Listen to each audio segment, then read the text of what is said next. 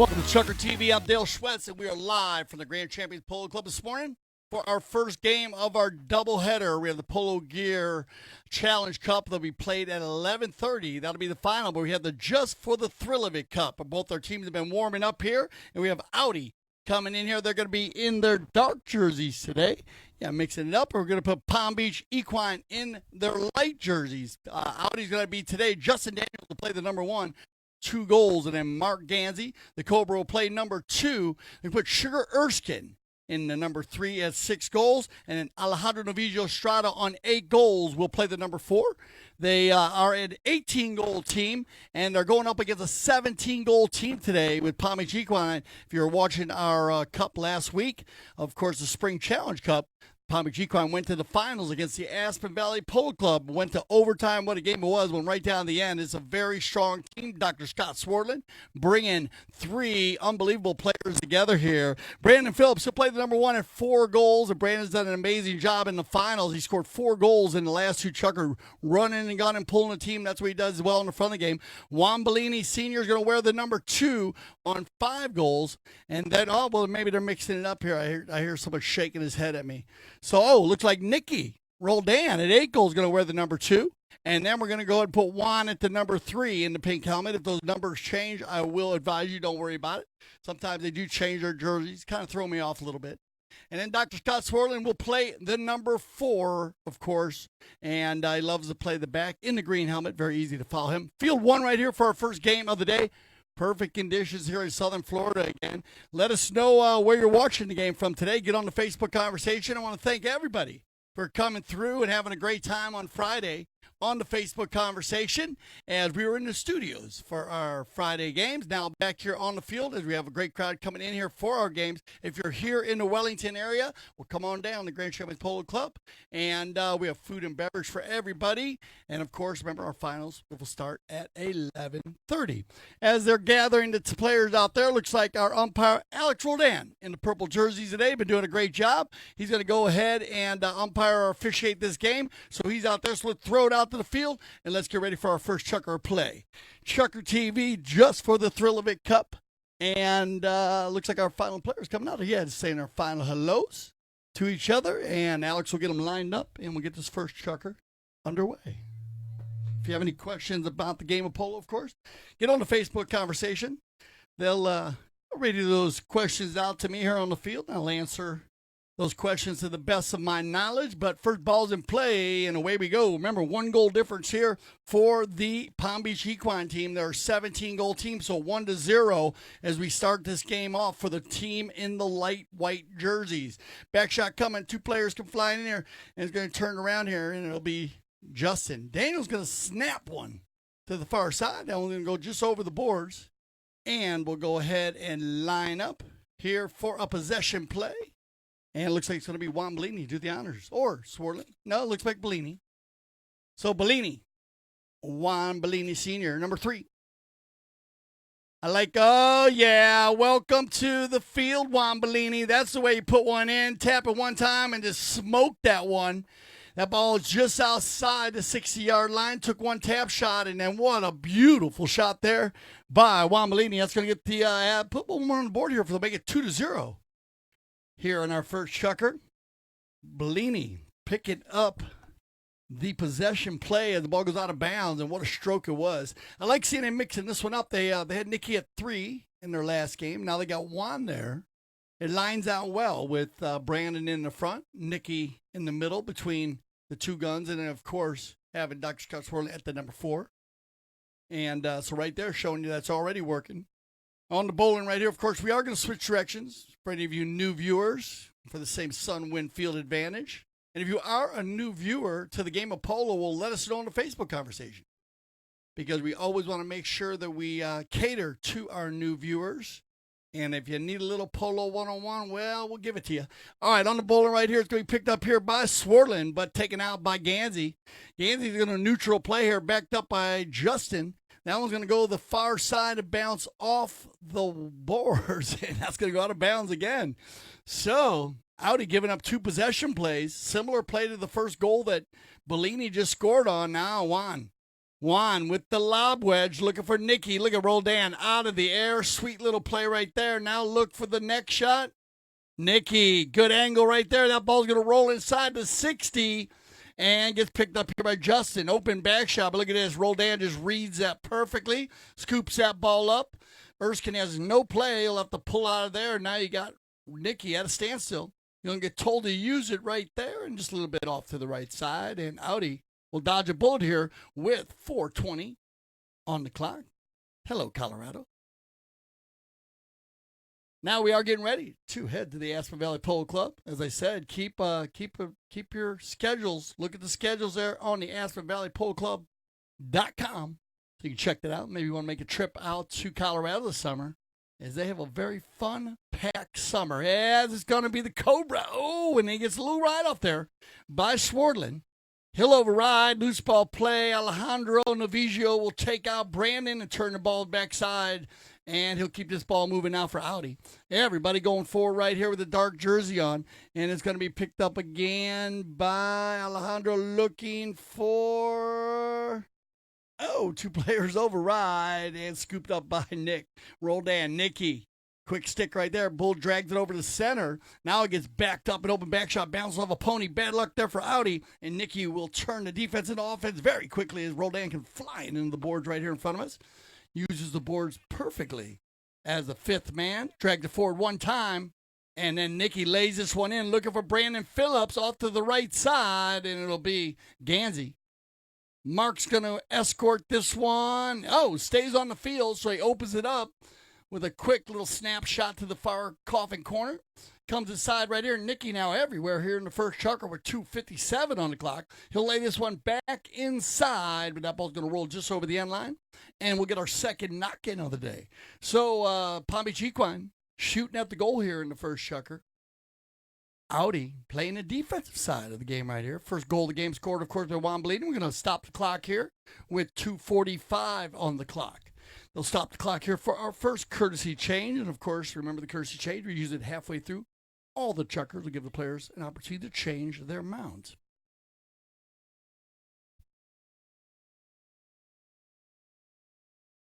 It should be... Who is that? He's 2 goals, right? So we're just checking our handicaps here. Yeah, 2, but that would make them an 18-goal team. That would make it, we got Alejandro at 8. Mark at 2, that's 10. Sugar at 6, that's 16. And another 2 would be 18. Okay, against a 17-goal team means one. The one kid's 1 goal. Okay, so we'll go ahead. And who is that? Oh, well, can we get a name on him? Because we thought it was Justin Daniels was playing today. Well, can we get a name on him, please? Thank you. Sorry about this. We've actually had a change. Balti. Okay, we got a change in the lineups here, guys, as Justin Daniels couldn't make it today. So we have Balti playing. Balti Andrada, and he's a 1-goal player. So that's going to take 1 goal off the board, I guess, right? That's going to make him even here? Yeah, that'll make him even. Why not? Yeah, but they were even on handicaps. Okay. There you go. So 1 goal in handicap. So we'll adjust that on the ChukkerTV score. And I'm glad we got a hold of that here. We have Balti playing here instead of Justin Daniels for the Audi team. And I'm glad they said that because it didn't look like Justin as they came through here. But Balti's going to play at a 1-goal handicap, so that'll make him 17 goals to 17 goals. So you're going to have 1 goal difference now. So it's 1-0 based on the goal by Juan Bellini at the beginning of the game with 2:15 on the clock right here. So we got that all settled here, and away we go. It's going to be Alejandro. Novigio, well done. Little snapper there looking for Balti. Balti right here. Oh, nice little play. Bounces off his pony. Loose ball play. Nikki's got to get in there. Sugar's going to come flying in and scoop this one up and turn it around. And Erskine. Sugar sporting a new Mohawk helmet as he's done all spring season here. I dig it. Let me know what you think about it on the Facebook conversation. Here comes Balti now. Balti's going to go back the inside. Good ball control here for a 1-goal player. Now look at this ball. He's going to crush this one down the end line, and will he get there in time? Full speed. Wow. I like that. Hitting that end line at full speed. Yeah, that was cool. He almost got the next shot done there, too. So well done, Balti. Great attempt there by the number one for Audi. We're going to see a lot out of him today, I believe, as he's a very active player getting around the field here. And he's, of course, he's riding some borrowed horses today because coming into play. So getting it done very well here early. All right, on the knock-in now here. First knock-in of the day for Palm Beach Equine is going to be Swardlin. He'll override, and it's going to be picked up by Estrada. 1 minute left here as the clock ticks down in our first chucker play. That ball's going to get back to the far side, and here comes Audi. It's going to be Sugar Erskine. He got the Cobra moving quickly on the inside. And Sugar says, get in the rumble seat. Here I go. Takes this one back inside. Now he leaves it for the Cobra. Mark takes it along one more time. Has an opportunity here, but it'll be Bellini. So scoop it up and save the day right there for the Palm Beach Equine team. Outlet pass, looking for Nicky Roldan. There's your first warning horn. 30 seconds left here in our first chucker. Brandon Phillips going forward. Sugar comes back, makes the neutral play. Swarlin's going to press it a little bit further, and that one's going to skip off the field. So that'll end our first chucker play. We'll start our second chucker with a possession play in favor of Team Audi. This is the Just for the Thrill of It Cup, and we'll be right back after this commercial break.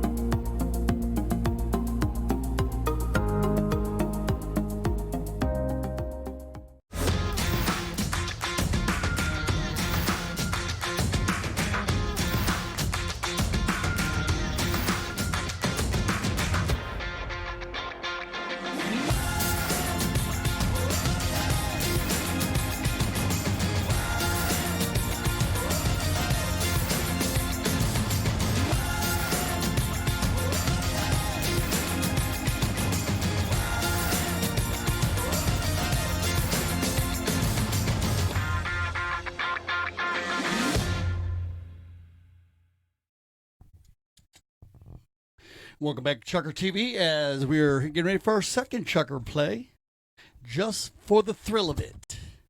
Remember to join us for our doubleheader today, as we will have the Polo Gear Challenge Cup, where we'll have Sebi Khan facing off against Dudacorp, Pablo Polito, Jared Zenni, Pablo Spinacci, and Juancito Bellini. They're going to team up and play against Dudacorp, Carlos Garcia, Tommy Collingwood, Timmy Duda, and Chris Campson. That'll be our finals today. And, we have two finals going on. We have the Just for the Thrill of It Cup. And if you're just joining us, well, we have Audi with Balti Andrada playing number one. He's a one-goal player. He's filling in for Justin Daniels and Grant Ganzi. Grant Ganzi, Double G, played in the preliminary match on Friday. Mark Ganzi at 2 goals. Sugar Erskine at 6 goals. And then Alejandro Novicio Estrada on 8 goals. Then you got Palm Beach Equine, and they have Brandon Phillips at 4 goals, Juan Bellini at 5, Nick Roldan at 8, and Scott Swarlin on an A-rated, 0-rated player. And here you go, 17-17. We had a 1-goal difference, just 1 goal made by Bellini in the first chucker, and here comes Ganzi. Mark's going to take it across the center of the field right here. Good ball control, leaves it there for Erskine. Erskine bounces it off a pony. Wow, man, Sugar round and round gets that one. Nicky's going to ride that one out. Alejandro Novicio shot on goal, and that ball's going to go just wide. And now, well, we have both teams shooting but just have a little issue around the goal mouth. This will be the second knock-in of the day here for Palm Beach Equine. As it'll be Bellini. Juan's going to get this one downfield looking for Brandon. There it is. Big ball down the center, but Erskine playing zone back. Bouncing ball, no problem for Erskine. He'll lay that one just out the right side. Alejandro can't make a play. Bellini comes through there with a little shadow play. Well done. And he'll leave this one for Nick Roldan. Nicky. Got Bellini in the rumble seat. He's going to send Swirling forward. Now Sky, Nick's got a little room to work right here. Balti's going to press him right here. And Alejandro going to get whistled up there. As a possession play, reaching will be the call. And you can tell that window was closing between the two players, and that's what the play umpire is looking for there. If Alejandro can get out of there with the window still evenly open or opening larger, then he'll be all right. But Nick Roldan pressing the seam right there is going to pick up a foul. This ball happens at about the 100-yard line, so they're going to take it down to the 60-yard mark. And so we're going to see our first penalty for of the day. Of course, the penalty for all players on the defending team must be 30 yards in front of the ball. You used to be able to line up anywhere on the field as long as you were 30 yards from the ball, but now the procedures are to line up in front of the 60-yard line, which ought to put all players. And, well, it's better to put all four players, of course, in the goal mouth to try to block the ball. But you got to watch out, especially when they have like a man like Nicky Roldan hitting this ball. Here comes Roldan.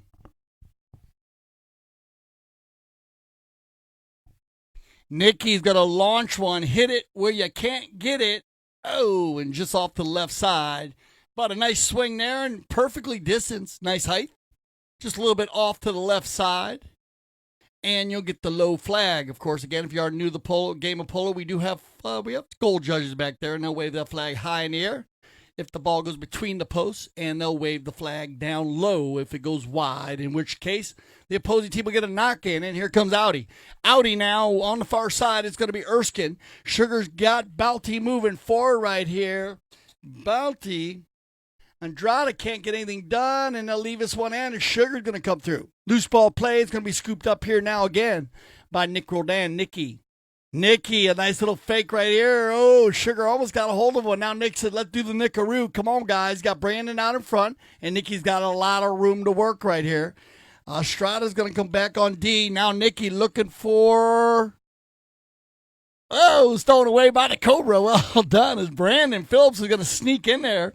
But Mark Gansey says, no, guys, I got it. Takes it on the outside. Well done. Flips it to the near side here. It works it down the board. Oh, bad luck as it hits the boards right there. Now Brandon and Alejandro are going to have a little sword fight. Two players going at it. This one goes through. It's going to come out, bounce off the boards. It's going to be picked up again by Phillips. Now Brandon with a little help now. Erskine coming in behind. It's going to be number one. Phillips working it down inside. Nice right off there by Alejandro Novigio. This ball's going to stay on the field. And, yeah, swept off the doorstep there by Estrada. Loose ball play picked up now by Erskine. And I'm loving the pace now this second chucker. Yeah, everybody's opening it up very fast on the far side. This one's going to get left in there, but it's going to work because Alejandro, good rotation by Team Audi. Now looking for Gansey. He's got him. Gansey moving the far sideline. He's going to open the Bay Pony up. Sugar says, no, I got it. That worked well there. Unselfish polo by Audi. Now Gansey once again coming out of the coffin corner. Bellini and Gansey come together. Non-call. And there comes Nick. And, Balti. Now it's back to Gansey. And, wow, just wide to the right. But a great, oh, man, section of plays there as Mark's going to break his mallet down in the far corner. You take an opportunity here with, 2:49 on the clock, 1-0 still. We're going to have our courtesy change here for the second chucker. Man, I like that segment of plays. Busting up and down the field, man. Both teams shooting a goal. And then both teams with great defense. Alejandro Novigio sweeping that one off the doorstep down here and then taking it coast to coast. And great rotation by the Audi team as you got Alejandro rotating to the back of the game, and you got Gansey moving forward. That's putting Balti, Andrade coming into the middle of the game. Sugar's rotating around. They're leaving the ball for each other. They're working well with each other. That's what good teams do. Couldn't finish down there on the far side, but a great session for Audi there. They should be happy with that run. Teams focusing, playing well together. looks like we're going to get all our players on some, well, everybody taking advantage of this one. 6 out of the 8 players. And it looks like we'll get Dr. Scott Swarland back in the mix here, and away we'll go to get this second chukker underway. Look, oh, Bellini. We're still waiting for Bellini down here. He's getting organized also. As I said, we had 4 teams enter the Polo Gear Challenge Cup this spring season here. It's been a phenomenal spring season. We've had amazing weather. Last year was a little wet, but this year it has just been perfect weather, and the fields, you can tell they're just loving it, growing very well, getting great growth out of the field. And remember, we're getting ready for that Aspen Valley Polo Club for the summer, the 2019 Aspen Valley Polo Club Summer Polo Series. Check it out, July 3rd through September, the first week in September. And what an amazing place to spend the summer. All right, on the knock-in, it's going to be Erskine to delay that play, and it'll be turned around again by Estrada. Alejandro, he's going to move it down, looking for Gansey. He's got him. Now he'll take it forward on the near side, all by himself. Well done. Balti takes the man out. Mark leaves it on the field, and it gets cleared out of there by Nicky Roldan. Now Nick the stick. Roldan, he's going to bust down the side right here in front of us here. Nicky, look at this little outlet pass. Perfectly Swarland's got all day right now. No need to rush. Scott, he'll override right there. Oh, he leaves it behind, and it'll be number 4 for Audi to turn it around once again. Miss hit there is going to get scooped up again by Nicky one time with 1:53 on the clock. Now, Nicky slowing it back down. He's got Brandon about a hundo in front. Leaves it here for Bellini. And now Juan. Bellini from a standstill. Looking back for Swarland. He's got him. Scotty now around the 60 now. He takes it in one time. Scott on goal here by Swarland. That ball's going to roll. Yeah, just to the left post. But just inside the left post, and with 1:25 left here in our second checker play, Swarland will pick up our second goal of the day, and that's going to push the Palm Beach Equine team ahead by 2 goals now, 1 from Bellini and 1 from Swarland. And it said very clean 2 chuckers, as we've only had a couple fouls. We had an early... Well, 2 possession, actually only 1 penalty for here, and then we've had 2 possession plays in favor of Audi as the ball went out of bounds. On the bowling zone, it's going to be all Audi, and it's going to be Balti. Andrade's going to take it forward. He gets hooked in there now by Brandon Phillips, and Brandon will control here for Palm Beach Equine. Estrada is going to pick his pocket right there, steal that one, and back it up, looking for Balti. He's got no right-of-way there. Bellini leans way out. Sugar reaches way back right there and takes it forward now. Erskine, he's going to get whistled up there on the reaching call.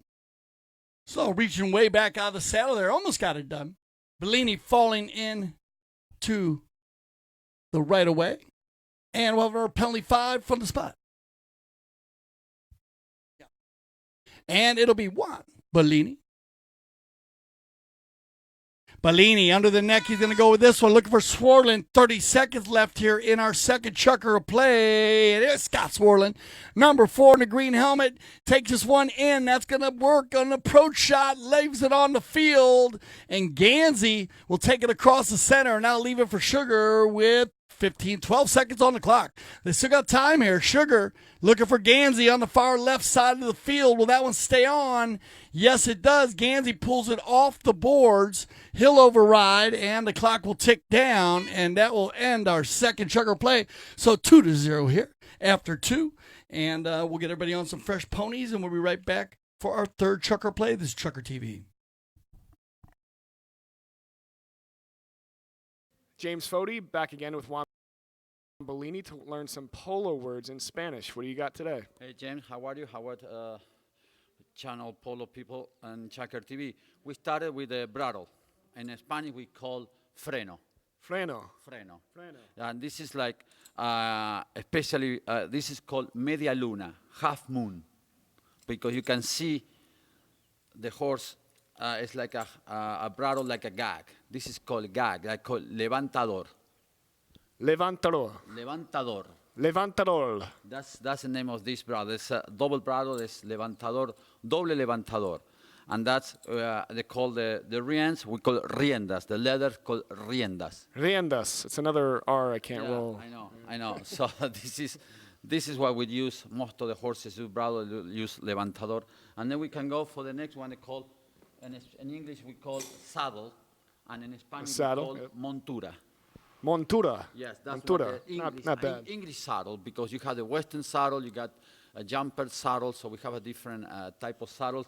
In polo, we have a English saddle and or a polo saddle, the way you want to look at it. So I think that's pretty much what we use on the polo equipment. Well, that's Juan Bellini once again with your polo words of the day.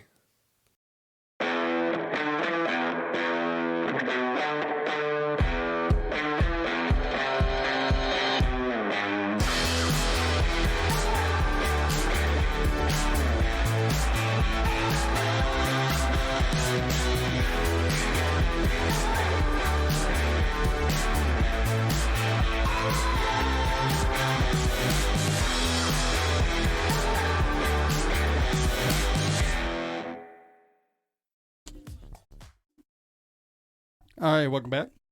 ChukkerTV. And very quick moving game here early on in our Just for the Thrill of It Cup. But only 2 goals scored, as it's been a defensive battle between these two teams. Very evenly matched teams. And that's the way the spring season has been here. We've had, we had 17, 18, 19, and 20 goal teams playing this season. And like I said, it's been a very fast, open style polo here in the spring season. It's been fun to watch. Hope you've been enjoying it here on ChukkerTV. Let us know what you think. Let us know what club you're playing at. I always like to give shout outs to all the polo clubs around the nation. And so here we go on the far side. Let's see, that ball was just off the field. Or no, actually the time ran out. So we have a bowl in here, and here comes Balti. Andrade's going to get out in front right here. 1 goal player. Well done, Balti, moving it forward. Bouncing ball, well done. Good delay here by the number 1 now. Look at this neck shot by Balti Andrade. Oh, man. Just off to the right side. But what an attempt. The second nice neck shot he's had today. But that one's going to go just wide. Remember, the ball's got to go between the posts. Can't go over the post. I had that question to ask this season. A fan was asking me, what happens if the ball goes over the post? What happens if the ball hits the flag on top of the post? Well, the flag is in the middle of the post, and so that would be no goal. And so you must hit the ball between. You can't go over the edge. You can't touch the post. And it's those posts are imaginary all the way up in the sky. And that's what the flag judge, the goal judge, and the umpires are looking for. On the far side, on the back shot, tail shot comes off a player right here. Back over to Erskine. Sugar's got Estrada, the give and go. And Alejandro will get one with 5:15 on the clock. So that will make it 2-1.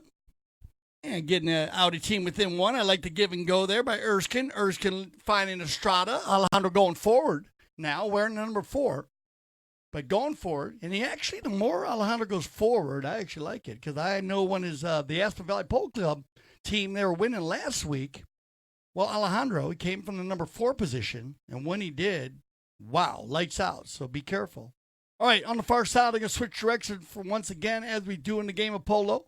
And it'll be picked up here by Audi again. Wow, 80% of the bowling's won by Audi here in our Just for the Thrill of It Cup. Well done, Van Balti, leaning way back there. Good style. Now the open play. Uh-oh, trouble in paradise, because that's Nicky Roldan, and he's on fire out in front. Nicky, the Bay Pony's got a lot of power. Nicky, bouncing ball. He's going to try to take a shot from there. He gets a piece of it. And now it's going to be Andrade to take it across the center of the field. Whoa, dangerous play, but he gets it done and keeps it moving forward for Audi. Now it's going to be Balti once again. Andrade everywhere here in the third chukker. Back shot coming. He's going to find Nicky once again. And Nicky will come over here on this big bay pony. I like this horse, man. This horse got a lot of power, man. Look at Nick Roldan run the turn right there. Picks that ball up. Look at this snapshot. Nicky Roldan. Oh, yeah.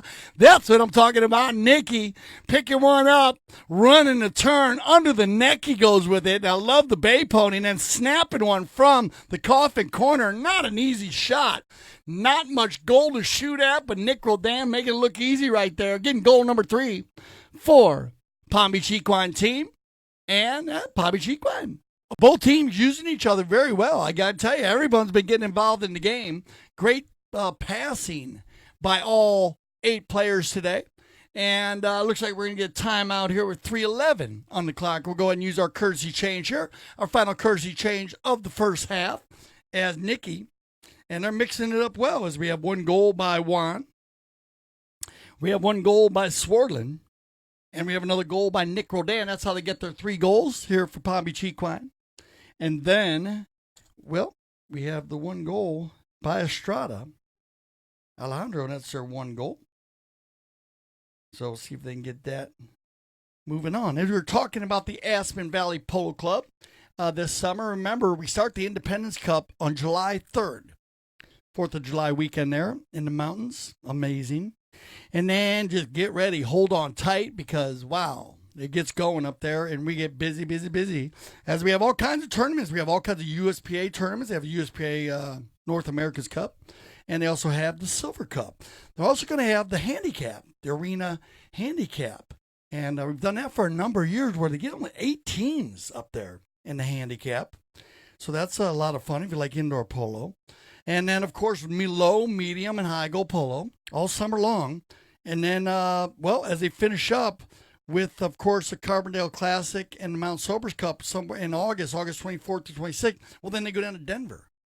And Denver has a amazing polo fest there at the Denver Polo Club. Of course, Valiente Polo Farm, Robert Janavis, teaming up with the World Polo League, of course, with Mark and Melissa Ganzi, and what a success that was this year. And they'll run that into the Triple Crown of Polo Trophy. So a full, fun-packed polo summer in Colorado. Come on out to the mountains, check it out. All right, Bellini, actually going to win a bowl-in there. That's one of the first bowl-ins that the Palm Beach Equine team has won. It just shows you sometimes you don't need to win all of them to be up by some goals, as it'll be Nicky Roldan again. Nicky feeling good on the bay pony. Take to the left side. Shot on goal. And just off to the right side. So you watch how Nick Roldan uses the space on the field. He drags that ball to the left side. That's a great teaching tool for anybody out there who plays the game of polo. Then he takes it to the open space, and then he hits the cut shot. So that way no one can hook him. And man, it's a you got to be thinking ahead of the game, like those plays. Anticipation is the name of the game. It's going to be Mark Ganzi. Ganzi's going to keep this one on the field. And look at this, walking the tightrope right there. He says, leave it, guys. I got it. And Ganzi comes busting through on the bay pony. Now he'll slam on the brakes as Bellini's going to come over. Now Mark slows it down. He has Sugar in the rumble seat. Erskine, he's going to take it in between 2 players. Now Erskine keeping it out in front of Bellini. Oh, he goes to shoot that ball. Bounces off a pony. Loose ball play picked up by Estrada. Alejandro with the putter. And just wide to the right. So both teams shooting that goal once again. But just off to the side once or twice.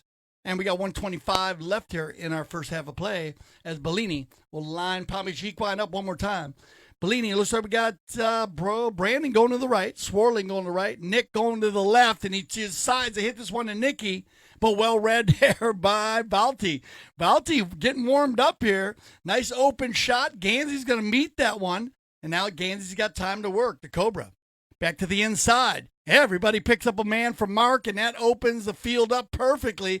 Back to the inside, looking for Andrada. Balti back to Ganzi, the give and go. Ganzi's got a belly out to his left. Shot on goal to the right, and just wide to the left. So both teams, again, shooting at the goal, but no success. 38 seconds left here. We'll see if we get one more knock-in before the horn. And here comes the horn, and there's your 30-second horn. So that will end our third Chucker play. So once again, we're going to get everybody else a fresh ponies. We have a little halftime break here, and we will be back for the second half of the Just for the Thrill of It Cup. And remember, get on the Facebook conversation. You're watching ChukkerTV.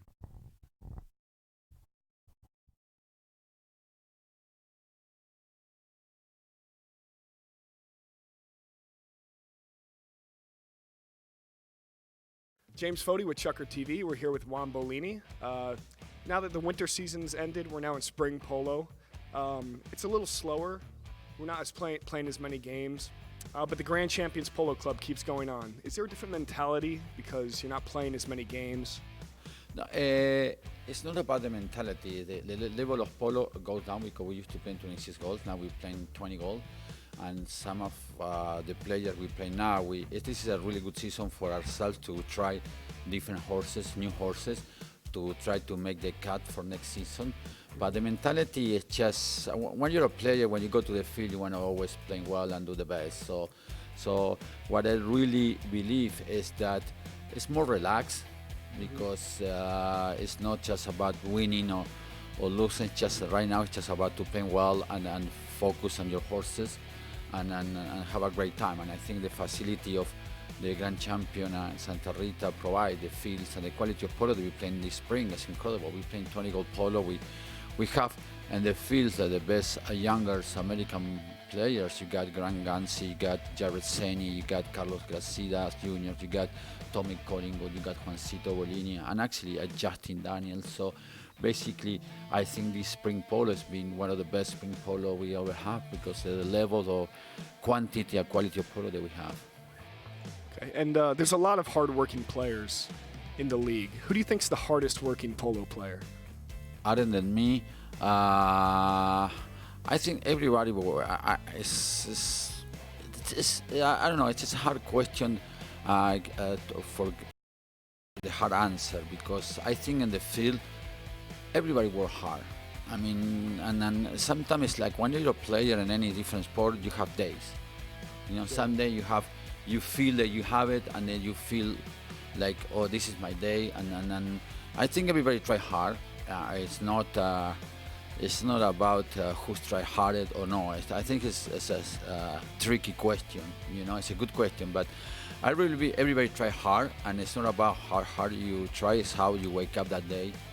Like any other sport, you know. But I think, in my personal opinion, I always try. All my life, I always give 110% in the field. That's the way I am built, and I think everybody, when it goes to the field, I believe everybody is trying to do 100%. Yes, I don't think who's done more or less. It's I don't know. You got players like Carlos Gracia, like Granty, Mark Gansi. Mark Gansi is a guy, I have to say, he always try 110%. You never see Mark Gansi just not try, or Granti, or Juancito, or Alejandro Novillo Estrada, Sugar, Jared Seni. I mean, the quality of play that we have, I said, everybody try very hard. So it's I don't know, I think that's the level of polo player we have is like, I don't have any doubt everybody try the hardest. That was Juan Bolini. I'm James Fody with ChukkerTV. Tune in next time.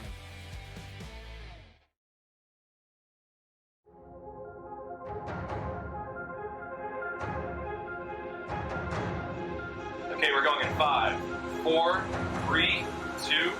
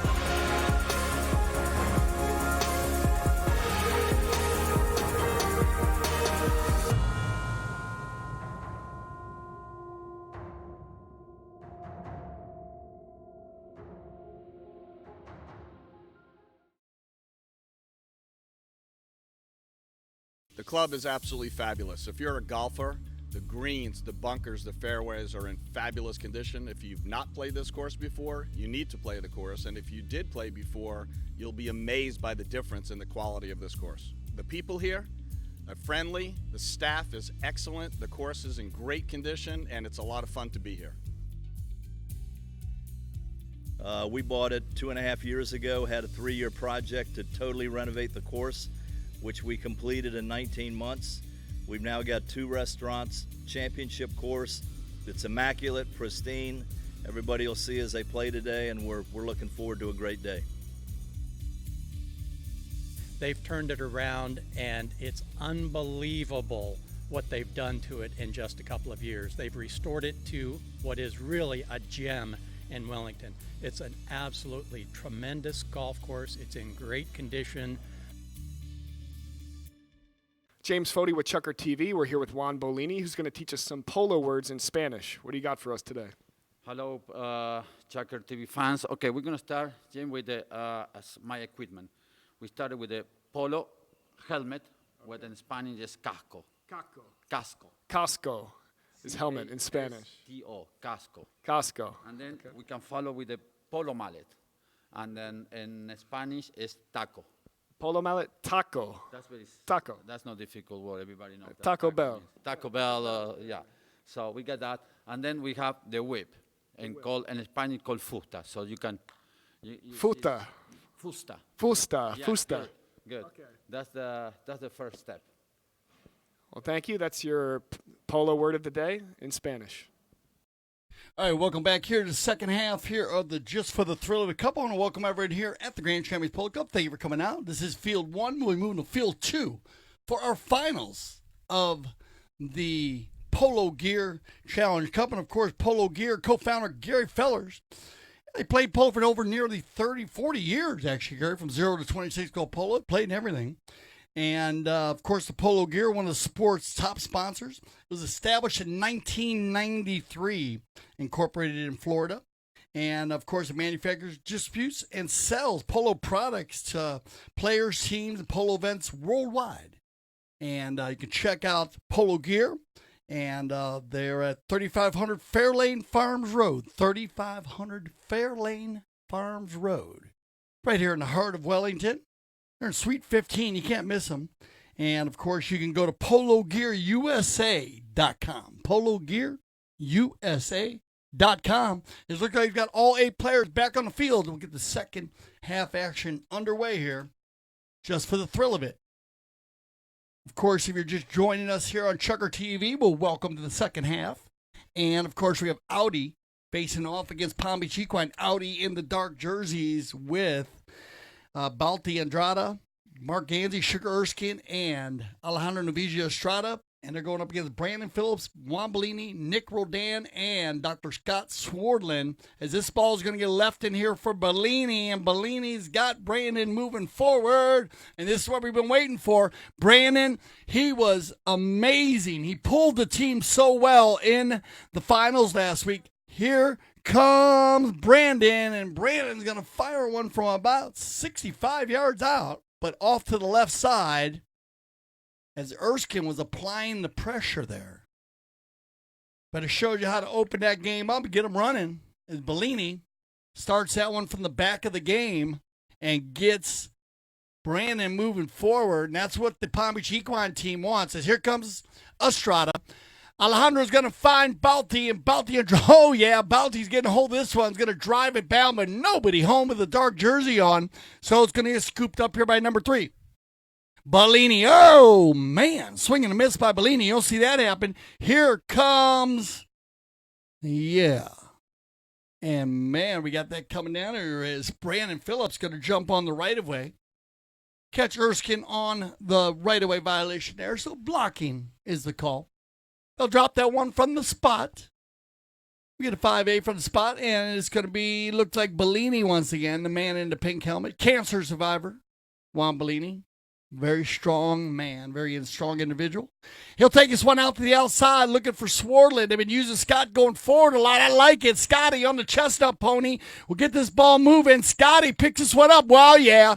Well done. Back in front, 60-yarder. Scotty pulls out the putter. Swardland just inside the red zone and the high flag. And yeah, put your hands together. Scott Swardland. What a goal right there. Bellini finds Swardland on the outlet pass. Scotty 3 times from center field. But once again, what an approach shot. It's always about the approach shot. Swardland lays the approach shot perfectly inside the 60-yard line. Drive for show, putt for dough. Well done, Swardland. Scott's going to pick up a second goal of the day here for the Palm Beach Equine team. Yeah, man. Leading the scoring today, Scott. Well done. 4:09 left here, 4-1. It's going to be Alejandro now. He says, come on, guys, let's get it going.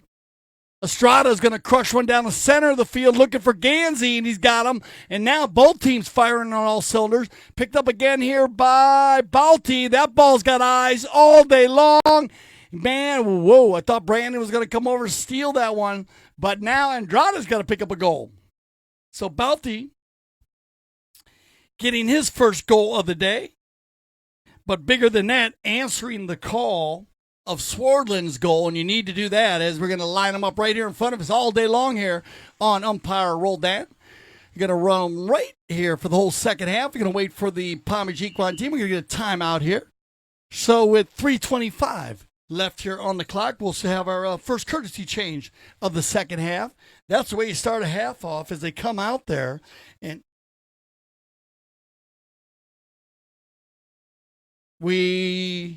No, Brandon's was wide. Scott's got 2 goals. Yeah, we got 4. Scott's got 2 goals. He got 1 in the second, Chucker. Yeah, we got 1. You got 1 in the first. Scott's got 1 in the second. Nikki's got 1 in the third, and then Scott's got 1 in the fourth. 4 goals. 4-2. Scott's got 2. I got it. So there you go. All right, so just checking the score here for both teams. You always want to make sure you got that right, but we're right on top of it here. On the other side, Audi, we have 1 goal by Alejandro Navigio in the third Chucker, and then 1 by Balti here in the fourth Chucker. That's going to make it 4-2, guys. 17-goal teams, 2 17-goal teams playing against each other. We did have it mixed up at the beginning as we thought that Justin was playing on a 2-goal status, but we have Balti at a 1-goal status. Here we go. All right, as the ball goes back into play with 3:25 left here in our 4 Chucker, it's got to be Estrada. Now Balti going forward on the left side. There's the outlet pass looking for, oh, wow, look at Erskine. Love the gray pony. Going to get him out in front here. Sugar leans way out in front. Ooh, bad luck there. That one will roll over the end line down there, and we'll get another knock it, and it'll be Wambellini. 3 minutes left here in our 4 Chucker play. And remember, we, of course, our Polo Gear Challenge Cup. So make sure you get down there. If you get an opportunity, go to the website, please, pologearusa.com, and check it out. You can order all kinds of merchandise online. Scott Swardland's going to get it going forward. That's the play I like to see when they use Scott going forward. He'll leave that one behind. Gansey using the back shot, but can't find anybody. And Bellini playing a little Secretary of Defense today. Here's the outlet pass looking for Scott again. Scott's going to jump in behind Nikki. Nikki leaves that one perfectly for Swardland. Now Scott will take it forward one more time. Swardland's got to belly out to the left side and go back to the center. Nice play right here by Dr. Scott Swardland. Back to the center it goes, looking for Nick, but it's going to get scooped up here by Estrada. Alejandro. He'll take it out to the far side right here, turn the Audi team. Whoa, that one stay on the field. Oh, it's going to skip the boards over on the far side. So they're going to line them up once again. Possession play in favor of the Palm Beach Equine team. Of course, umpire will take him right over to the boards. Take him 5 yards off the boards. Count that. Drop that ball there, and then the player has to make that ball, put that ball back in play as they start this one off. And it's going to be picked up here by Bellini. Bellini trying to take that one all the way from the end line. That's what Bellini's done well today. Scoring a lot of goals from outside. All right, knock in coming. You picked up here by Estrada. Alejandro. Looking for Gansey on the far side, but not far enough on that ball, so it's going to get scooped up and turned back around here for Estrada again. How did they get back that one? 1 minute left here in our fourth chucker. Looking for Gansey now. Mark's going to, stay and wait for this one. Well done. Slows it up here. He's got Sugar out in front. Now he'll try to take it forward. He's got Alejandro in behind him here. Mark slowing it back up. Gives it back to Estrada. Alejandro leaves it for Mark. Mark trying to go down the center of the field. Bounces it off Nicky's pony, and he'll drive this one to the far side, and it'll be rolled in. Nicky, with 39 seconds left here, going to go one more run here for Palm Beach Equine down the far side. Applying the pressure will be Andrada. Now, man, look at everybody on Audi on defense here, but nobody up there for them to cover. It's a little miscommunication, but they're going to steal the ball away. Sugar going on 1-on-3 over there. Oh, look at this. They get away with it now. Balti gets out in front of. Look at this. Balti Andrada with 13 seconds on the clock. He's got to go out into the far corner. Tries to hit it back to the center. But, man, Erskine and Andrada working harder for Audi. Now it's going to be Estrada. He'll take a swipe at it. And that'll end our fourth chucker with a lot of action there. Put your hands together. That was very cool. Seeing Balti, Andrada, and Erskine working so hard over in the corner there. But it's going to leave it 4-2. So we'll be right back for our fabulous fifth chucker.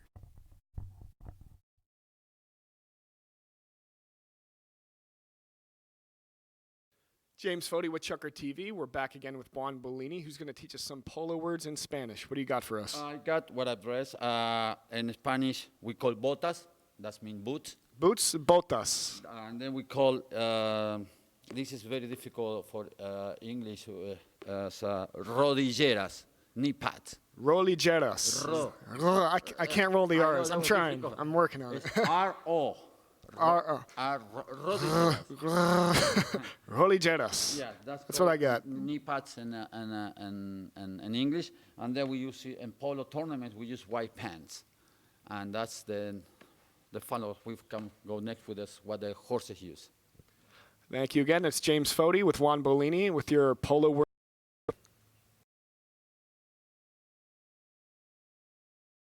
James Fody back again with Juan Bellini to learn some polo words in Spanish. What do you got today? Hey James, how are you? How are channel polo people and ChukkerTV? We started with the bridle. In Spanish, we call freno. Freno. Freno. Freno. And this is like, especially, this is called media luna, half moon, because you can see the horse. It's like a bridle, like a gag. This is called gag, like called levantador. Levantador. Levantador. Levantador. That's the name of this bridle. It's a double bridle. It's levantador, doble levantador. And that's, they call the reins, we call riendas. The leather called riendas. Riendas. It's another R I can't roll. I know. So this is what we use. Most of the horses do bridle, use levantador. And then we can go for the next one. They call, in English, we call. All right, welcome back to saddle. ChukkerTV. Fit Chucker action here, 4-2. And Palm Beach Equine mixing it up well. One by Bellini, one by two by Squirlin, and one by Nicky Roldan. And then Audi actually get their first goal to the third chucker, but you never. This Audi team is that's where they've been a second half team all spring season long. They seem to turn it on in the fifth and the sixth, and they've had to give up a lot of goals. This Audi team all spring season. They were a 20-goal team, and they played against 17-goal teams, 18-goal teams, and 19-goal teams. So they gave up that handicap, and, man, they just keep their head down and keep grinding and always get it back in there, always in the hunt. They've been in the hunt every time. Hasn't won a tournament this spring season yet, but they've been on the hunt. It's been Dudacorp and the Aspen Valley Polo Club. Dudacorp winning the Sun Cup. And then we have, of course, the Spring Challenge. And that was won by the Aspen Valley Polo Club team. And then, of course, we have the Polo Gear Challenge Cup happening here at 11:30. Sebi Khan against Dudacorp. Dudacorp going for 2 for 2. And Pablo Polito bringing the Sebi Khan team. And they're going to be an 18-goal team against a 17-goal team. So Dudacorp will start out with a goal unless we have some changes in the lineup. So we'll make sure we check that out. before the game. And here we go with 6:13 on the clock. First bowling over there won, but now they're going to bring him back to the center once again. It's going to be picked up here by Mark Gansey. Gansey on the far side controls this ball, takes it inside in between everybody. Now keeping the ball in control, goes by Swardland, puts Swardland on his hip, leaves it behind, picked up by Balti though. Andrade will take it forward, shot on goal by Andrade. That ball looks like it has some eyes. Yes, it does, and there's the high flag as Balti Andrade going 2 for 2 now, picking up a goal in the fourth chucker. And now Balti following Gansey, the Cobra in there, picking up the loose ball play. And then firing from about just out around the 60-yard line. And so they're going to go ahead and get it within a goal here, 4-3. Fabulous fit Chucker. Waiting for Swardland to get up there. You got Gansey and Swardland in front of the game. That ball's going to get stopped down in the middle. Picked up here now by Brandon Phillips. And Brandon working it. Sugar good. Sugar hooks him up high there. Slides his mouth down low. That's a good little school. Little technique right there. You don't see a lot. He hooks it just below the hand. And now Sugar on the big gray pony. Wow. Look at this pony. Busts out of there. Erskine. Near side play. Look for the near side neck shot. Oh, that one will bounce off the pony and go just wide to the left side. And they'll go ahead and line him back up here down in the Miami goal. Down our south goal is going to be Bellini. Got the wind behind him here. The wind blowing out of the southeast this morning. As it'll be Scott Swardland. Man, Scotty's been all over the ball today here in the Just for the Thrill of It Cup. Well done, Scotty now. Swardland going coast to coast. Gets this one inside the 60-yard line. Slams on the brakes. Pulls out the putter. Oh, takes it forward. I thought he might take one more shot like he did on the last one, as that was a similar play that Scotty did in the four-chucker. Bellini tries to meet that ball. Uh-oh. Now we got the Cobra moving. The Cobra on the fly with 4 minutes left. Mark got 3 lengths on everybody. Gansey gets this ball going inside the 60-yard line. Slams on the brake, shot on goal. That ball's got eyes. Yeah, man. And there's a goal right there by Mark Gansey. And that's the way you turn the defense into offense. Whoa! As Gansey's going to get out in front there and just perfect approach shot once again. And that's what you want. He leaves that ball just inside the 60-yard line. And looks like they're going to go and switch them up here. So everybody's going to get on a fresh pony and check it out. We got a tie game, so Gansey with the equalizer down in the south goal. What a goal was. Bellini almost picked that one off down here on the far side. Got a bouncing ball. And then Gansey picked up the loose ball play, and he had that ball a good, 300-yard long field. And that ball was about 100 in, so a good 200-plus yard run there by Gansey. And the Cobra will pick up his first goal of the day.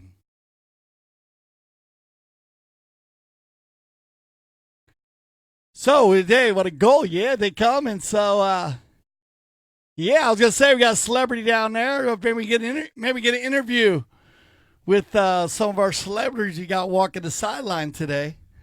We'll get with them after this game and see if we can get them organized here. I heard he was getting back on a horse and was going to play in the spring season.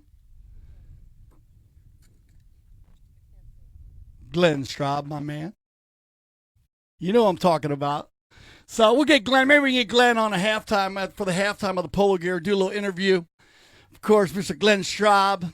We got to see him at the finals of the WPL, Glenn. That's the last time we hung out. That was fun, the finals of WPL. All right, here we go. On the ball right here. Going to be picked up by Balti in the middle of 2 players right here. Erskine steals it away. They got to give him one play here. Oh, you're going to get 1 meeting 2 there. Looks like, yeah. As Balti kind of sneaked in front there. So a good call by our mounted official. Not anybody moving anywhere very fast. They're going to drop this one from the spot. But it'll go in favor of Palm Beach Equine. And it'll be Juan Bellini. Bellini's going to get covered here by Gansey, and they'll send Nicky forward, Scott to the right, Brandon to the left, and there's the center pass, and he's got Brandon. Can Sugar meet this one? Oh! Tries to meet it, but Brandon scoops it out over Sugar's mallet and then takes it in there, and Brandon Phillips will pick up his first goal of the day, and guess what? We got everybody on the scoreboard. Everybody but Sugar, right? You're next, Sugar. You need a goal, my man. All right, so we'll get Sugar on there. But what a goal there by Brandon. That's going to make it 5-4. Back to the center we will go here with 2:36 left. So this is what I like. Nip and tuck polo going on here in the 5th and 6th chukker for the Just for the Thrill of It Cup. Who's going to take it home as it looks like he's going to be Estrada. Oh, yeah, Alejandro. Well done. He's got Gansey moving forward right here. What a pass. Now Gansey. Shot on goal by Mark Gansey. Oh, man. And Gansey's calling that one wide, I think. But wow, I guess just wide to the right. So a little bit off to the right side there, but a great give and go by the Audi team. Estrada to the Cobra. Cobra taking a shot at it, might as well. And we're going to have a timeout right here. So we'll time out to get a little injury timeout. Looks like Nicky might have a cramp or something down there. I saw him kind of stretching his hand out. We'll make sure he's okay, as always, or check out all the ponies. Make sure everybody's okay with 1:57 on the clock, 5-4. And so we're going to go ahead and get a fresh pony here. As I said, these two teams, they both turned it on in the second half, so this should be an exciting 6 chukker coming up here. Remember here at the Grand Champions Polo Club, well, the spring season, we play all kinds. We play medium go polo. You can have all kinds of stick and ball sessions. You can do whatever you want. We have polo on demand, put together by our president, Melissa Gansey, the only program in the nation, actually, where you can demand what you want to do. You want to stick and ball, you can stick and ball. You want to play 20 go polo, well, they'll put it together for you, not just the horses, but a whole team. So whatever you like, check it out, polo on demand. All right, going to be Bellini. Bellini's going to bring it in here, and he's done a great job facilitating the ball all over the field today, Wani. That's why I love that they switched this one around and put him at the back behind Scott, Brandon, and Nicky, and now Nicky. Nicky's got Scott going forward again, and we've been seeing Scott run forward all day today, and now it's going to be, Estrada and Bellini and Balti. Slamming that one back. Well done. He's got Sugar Erskine going forward. Sugar jumped off the gray pony, jumped on the chestnut pony. Now he's going to lay this one in for Gansey, but it'll be Nicky. Number 2. Oh, little fake. And now he's going to get caught there on the turn. So the Cobra staying true to the right of way there. And Nicky, man, it looked good, Nick, but he got you. Definitely didn't look good, but good call there, as Nicky's going to get called on the turn, but I love the fake back shot by number 2 because he did it so smoothly and so quick, but Gansey not falling for it. Stays on the right of way. Player fouling the ball always has the right of way over a player moving left to right or turning the ball. And with 1:07 on the clock, it will be Audi with the open goal, penalty 2, and maybe the equalizer, and it looks like it's going to be Gansey.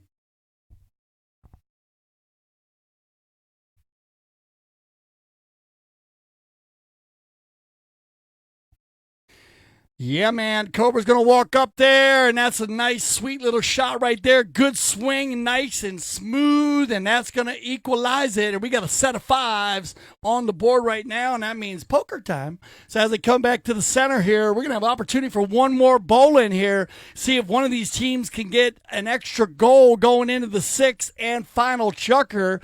They got 43 seconds on the clock. This should be a fast and furious 30 seconds. All 8 players back in line. Roldan will give him that ball. Bounce off a pony right here. Picked up by Brandon. Brandon's got Nicky going forward. Nicky Roldan on the move on the far side. There's your 30-second horn as Nicky will slow it back down. Now he'll turn it back to the inside. Balti tries to steal it away. Nicky's got Sugar pressing him right here. He'll slow it back down. Go back to the inside. Sugar, he can't make a play there. He knows it. Now Nicky's going to snap one from a hundo. Oh, and wide to the left. But wow, no, what a shot again by Nicky. I don't know how this does that. But from a standstill, Nicky's going to crush one, but it's going to go wide to left, so we will start our 6th and final chukker with a knock-in for Team Audi. So stay with us because we'll be right back for our 6th and final chukker just for the thrill of it.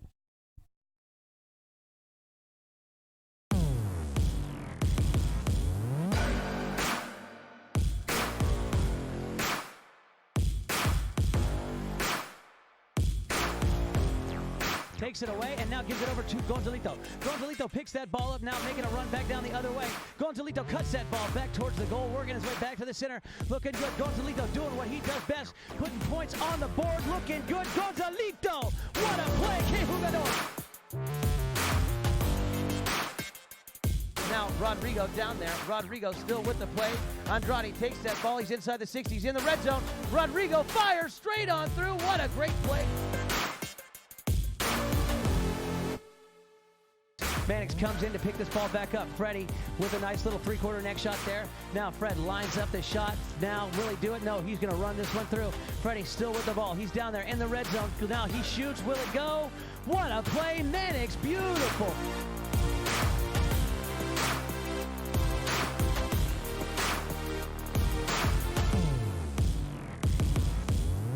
Mark Ganzi going downfield for the pass. Now Rodrigo fires that ball down there. Ganzi comes in. Ganzi moves over, picks up the man, and now picks up the ball. He's in the red zone. Mark Ganzi shot looking good. Ganzi sends that one straight on through to now give his team a 5-goal lead. Gonzalito winds up, undefendable, straight on through. Audi the victor, 2015 Piaget Gold Cup.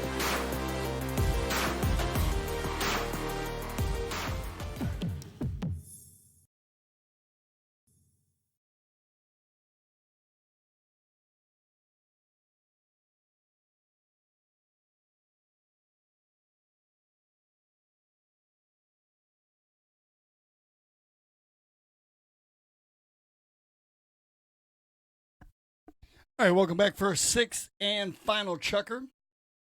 And I'm glad you're enjoying this. Hope you're enjoying this game as much as I am here at ChukkerTV. This, well, it was a open game, the defensive game for the start. We were 1-0 after the first Chucker. It was Juan Bellini with 1 goal, and then it was a defensive battle. 2 goals, 1 more scored by Scott Swartland in the second Chucker. That made it 2-0. And then another one by Nick Rodan and one by Alejandro for Audi. Made it 3-1 at halftime. They went into the 10s. They worked it all out. And then they came back and, we got another goal by Balti, Andrada, to give Audi 2. And then one by Brandon and another one by Scott Swartland to make it 5-2 after the fourth. And then a goose egg by the Palm Beach Equine team in the fifth Chucker, and 2 more goals, one by Balti and one by Ganzi. And sure enough, that's why you get this 5-5 ball game. So here we go, anybody's ball game, as Ganzi had Balti going forward, and he gets scooped up here now again by Bellini. Juan, he'll give it back to Nicky. Now Nicky on the big gray pony. He's going to slow it down and control this one. Bellini's going to fall in behind him right here. Now, Nick Roldan, he lays it down the right side over there. They got Scott Swartland moving forward once again. Scotty inside the 60. There's the approach shot you need right there in front. Scott Swartland pulls out the putter and gets the high flag once again. And Swartland is going to keep it moving forward here for the Palm Beach Equine team, picking up goal number 3. Scotty, the high scorer of the day for the boys in the white jerseys. Well done, Scott Swartland. Again, you're playing the number 4 position, but moving forward today, scoring a lot of goals going forward, doing a good job, keeping the ball moving. So here we go. Back to the center we will go, and this one's going to be picked up now again by Nicky. Nicky winning, well, Palm Beach Equine winning the first 2 bowlings here, the 6th Chucker. Now Roldan, look at this pass. He's going to lay it inside the 60-yard line, but Balti's going to take out Brandon, and he's going to neck one over to the far side as Alejandro will bring it forward here for Audi. Oh, yeah, here you go. Now you got, look at this, it's going to be Bellini, and that's going to be, oh, man, Bellini and Ganzi come together. Now stolen away again here by Erskine. Sugar. He'll override. Now Balti. And they'll leave us one. And now it'll be Balti. Andrada with Ganzi in behind him. Balti's going to lay one out here for Alejandro. Look at this. Bellini's going to press him. And that ball will roll over the end line. And we'll get another knock-in. All right, so Juan will take his time over on the far side and gather his troops, as we say, with a 1-goal difference here. 4:15 on the clock. Can Palm Beach Equine hold on to this 1-goal lead? This has been they've been scoring a lot of goals out of here in the second half. So let's see if they can go. Nicky, he's got Brandon going forward, and this is where Brandon Phillips was stellar in the finals. Brandon coming from right to left, takes it on the near side, leaves that one behind though, and Sugar goes, thank you. He'll take it around, turn the ball around here for Audi. He's got Gansey coming right here in front of us. There's the outlet. Looking for Gansey. Mark's going to belly back to the left side. Take it on his offside now. And now he's going to be running here. Gansey bouncing ball. He'll leave that one behind, but it's going to be picked up by Brandon. He's going to get pressed here by Estrada. Alejandro leans way back. Now Alejandro at a standstill. Many options. As he's got Gansey moving to the center, and there it is. There's the pass. Looking for Balti, though, or Gansey, and he's got him. Balti takes it forward. Doesn't move it as far as he wanted to. Whoa! Nick Rodan's going to slam on the brakes of the Gray Pony, and trouble in paradise as we have a 2-on-1 situation here. Nicky and Brandon Phillips. Here comes Sugar Erskine coming strong. Nicky puts this one down the center, and Alejandro leans way out to steal that ball, gets it back in play. Backs it up around the corner. Sugar moves it along a little further. And now it'll be Andrada. And again, it's going to be Bellini and Gansey. Everyone shaking and grooving on the far side. Look at Andrada going strong. But red here by now Bellini again. Juan Bellini everywhere on the little chestnut mare today. Getting a lot done. Takes it to the far side. And he's going to get Brandon Phillips in the corner. Brandon. He's going to back it up, looking for Nicky. They know that. They covered up Nicky very closely there. Look at this, loving the pace of this sixth and final chucker. 2:19 on the clock as looks like Erskine's going to blast one from the far side. Sugar, a whole lot of horse in his hand right there. Looking for Bellini. Can't find him. Well, looking for Gansey, but Bellini steals it away and turns it around here for Palm Beach Equine. Nicky. Roldan now looking for Brandon, and you'll get a whistle on the play, and we'll get our courtesy change and our final courtesy change of the day. Wow, that was fun. A lot of energy there. Hey, Candace. We're Candace Fier out here shooting some pictures here for ChukkerTV. Candace, we love your shots. Let us know what you think on the Facebook conversation. When you see Candace's shots, she's always out here shooting, taking pictures everywhere. And, of course, we have our whole crew out here. So let us know what you think. Of course, we have our center cams with my beautiful wife, Stephanie. And, of course, Biggie, Eric on the low cam down the center. And then we have Gus on the far Miami cam in the end zone. And James down in our Orlando goal. And, of course, Austin. I call him Flyer Fly. Flying the drone above. It's a great team. They love working together, and I hope you guys enjoy the product that they put out there for you. They love the game, and we always say here at ChukkerTV, we love the polo. We mean it. So this is anybody's ball game once again. Nicky and Brandon having a little conversation here, getting ready for their final 155. Nicky getting a little sun there on that left arm. To make sure he evens out his tan for the day. Maybe we get a shot of Nicky. He's actually getting both shoulders. Bellini's going to come out. Juan Bellini playing an awesome game here. I like this Palm Beach Equine team. Talked a lot about them all spring season. They're a veteran team, of course, and that's what I love about them. Everybody's a veteran, from Scott Swartland to Bellini to Nicky and Brandon. I guess age-wise, it probably goes from elder to thing. It goes Scott, Juan, Brandon, and Nicky being the baby of the bunch. And they've been a lot of fun to watch. They've been in a lot of they did well in their semifinals, and been a lot of finals this season. But remember, we will bounce from this game right after here, and we're going to head over to Field 2 for the finals of the Polo Gear Challenge Cup. Let's see what happens here, though. Here comes Alejandro. Looking for the equalizer for Team Audi. Nobody pressing Alejandro here, and that could be trouble, guys. You got to put somebody on him, or he's just going to walk the dog, and there he goes, walking the dog. Swartland's going to come over. Brandon's going to put a hip on him now, and he'll keep walking the dog. Scott's going to go on the outside. That's the near side back shot, but it gets taken away. Sword fight going on. Is everybody at a standstill? They're going to tell Alejandro to use it, and he's going to flip it, trip it, dip it, and then use it. And there you go. And he's going to use it. Oh, off the left side.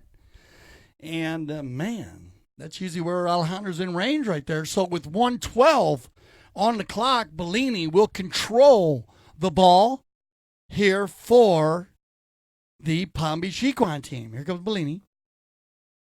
Juan, outlet pass down the center, looking for Brandon. Brandon's been very active here in the 6 Chugger. Sugar, that's a nice little flip shot, and he's got Alejandro moving forward. Estrada now works this one down out of the coffin corner, back to the center. Juan Bellini, open back shot. Wow, well done, Bellini. Bouncing ball, no problem. It's going to be Balti. Andrade to put it back into the center, looking for Ganzi, stolen away by Brandon. Nicky Estrada, 28 seconds on the clock, shot on goal, just wide to the right. And as the clock goes tick, tick, tick, in the mortal words of Tommy Oxley, they'll get one more knock in here. So Bellini's going to control the ball. We have a lot of players congratulating each other. But Bellini says, let's take one more knock in. And just to secure the win, here comes Juan Bellini. He'll tap it one more time and leave no one there. And there's our clock and our horn. And that will end our first game of the day. So right there, holding on very close. The Palm Beach Equine team doing a good job controlling the final plays of the game. And so there you go, just for the thrill of it.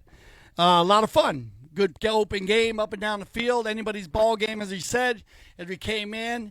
And I want to apologize at the beginning. We have Balti Andrade played. It was nice seeing Balti coming in here, filling in for the Audi team. And so join us as we're going to go ahead and go to a break here. And then we're going to be right back as we switch fields, move our cameras over to Field 2 here at the Grand Champions Polo Club for the finals of the Polo Gear Challenge Cup. I'm Dale Schwetz. I speak for the whole ChukkerTV family. I want to say thank you for making us leaders in polo broadcasting. And remember, here at ChukkerTV, we love the polo.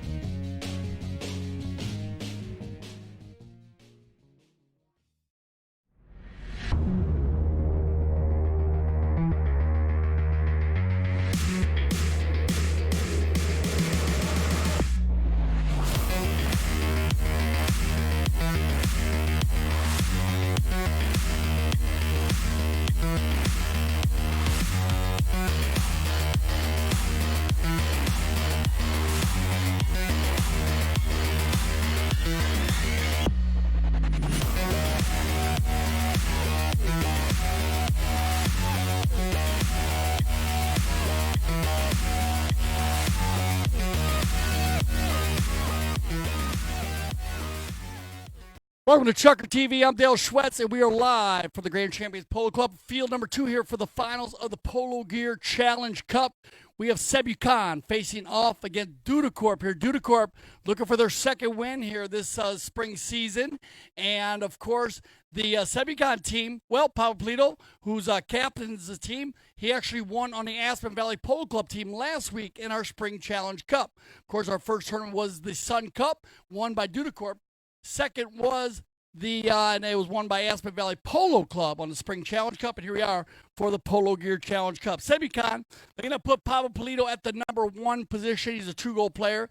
Does an amazing job pulling the team. He works well with all different players, and that's a lot of fun to see that in the spring season because they switch the teams up a lot, and it's fun to see how each player can adapt with another player. They're going to put Jared Zenny at 6 goals at the number 2, Pablo Spinacci at the number 3 at 6 goals, and then Juancito Bellini will wear the number 4 at the number 4 position. Now, they might switch that around and let you know if they do. That's the way they lined it up on our Friday games. Dudacorp. Carlos Casita, he played number 1 on Friday. He's a 4-goal player. They put Tommy Collingwood, the number 2 position, at 5 goals. And then Timmy Duda has been wearing the number 3, which I love. He's been playing the number 3 in the spring season at a 2-goal handicap. And that's cool, getting a different, vibe, playing in a different position on the field. It always helps you learn the game a little different, understands more about the positions that you're used to playing if you're playing at another position. Chris Campson, KK, will play the number 4 at 6 goals. And as we speak right now, we got 18 goals against 17. So we'll make sure we check all of our handicaps and get them organized. It looks like they're changing some jerseys here, as the jerseys were so similar between both of these teams. They went ahead and changed out the jerseys. So once again, thank you for joining us here for the Polo Gear Challenge Cup. Now remember, you can go to pologearusa.com and check out Polo Gear first. We'll roll through the store there on our online store. Otherwise, you can check them out here in the heart of Wellington. Fairlane Farms Road there, Suite 15. And I believe Gary Fellers should be here today. And if he is, we'll get an interview with him at halftime. For Gary being involved in the game of polo for over 40 years, playing everything from 0-goal to 26-goal polo. And, of course, the Polo Gear brand is just very live in the polo world, supplying and distributing all kinds of polo gear. Not just apparel, shirts and jerseys and things, but helmets, mallets, boots, saddles, safety gear, goggles, gloves, you name it, they got it. So go check out Polo Gear. We're happy to have Polo Gear as another one of our proud sponsors here, the Grand Champions Polo Club and the Aspen Valley Polo Club.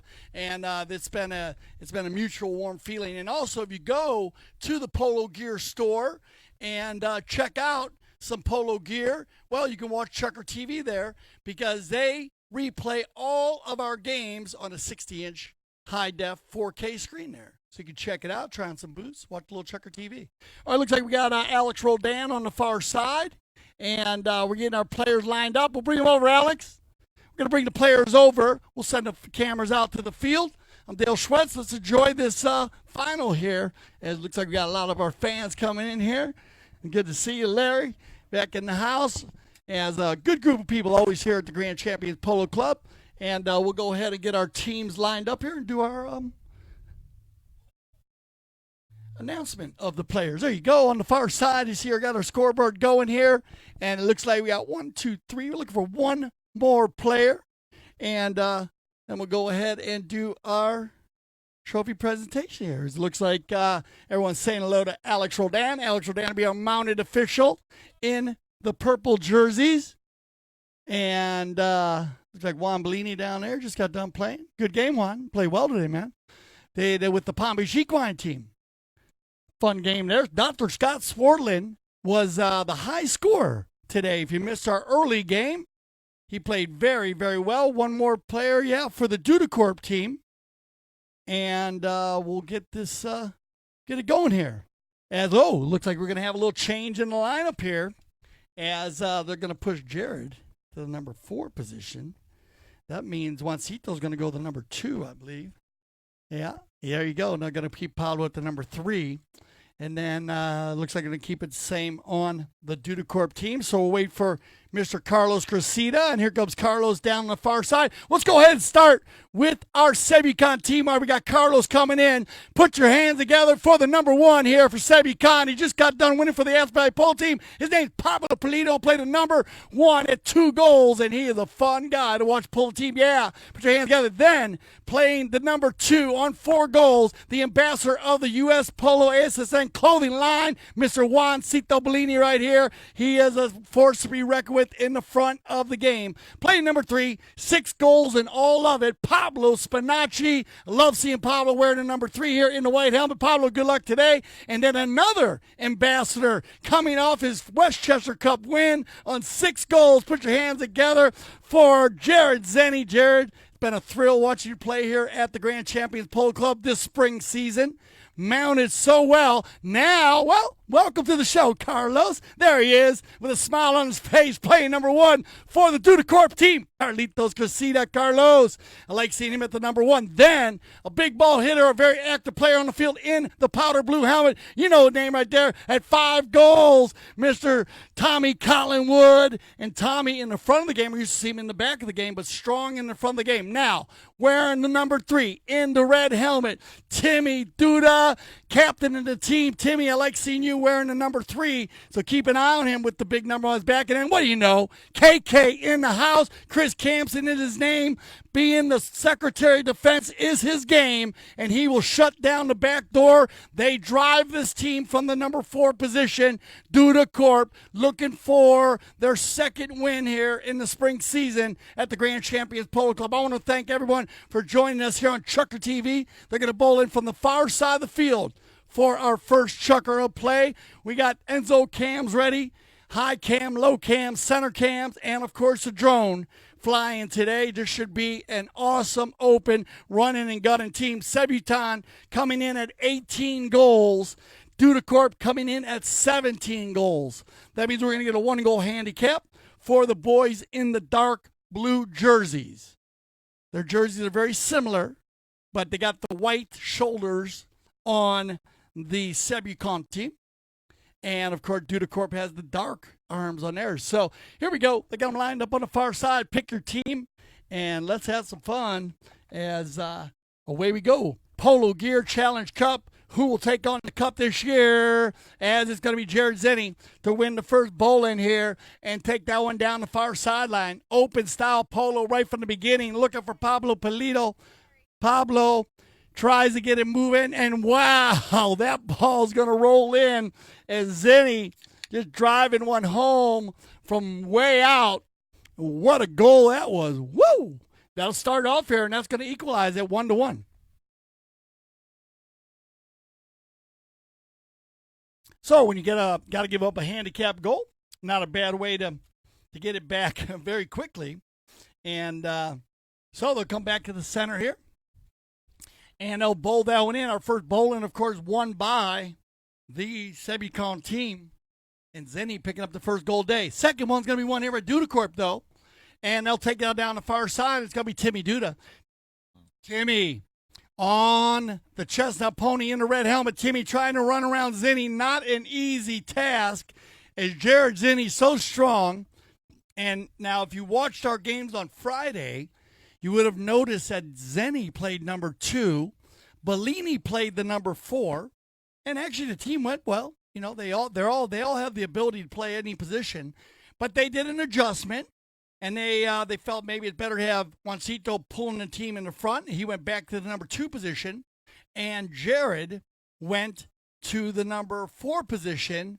And away we go. They kept Spinacci in the middle. And here comes Pablo now. Pablo Spinacci, poetry in motion. Look at this guy move down the field nice and easy, just sweet as molasses. He's going to keep this ball moving over the 60-yard line. Look for Pablo Spinacci trying to go coast to coast with the butter and the toast. And well done there, Pablo Spinacci.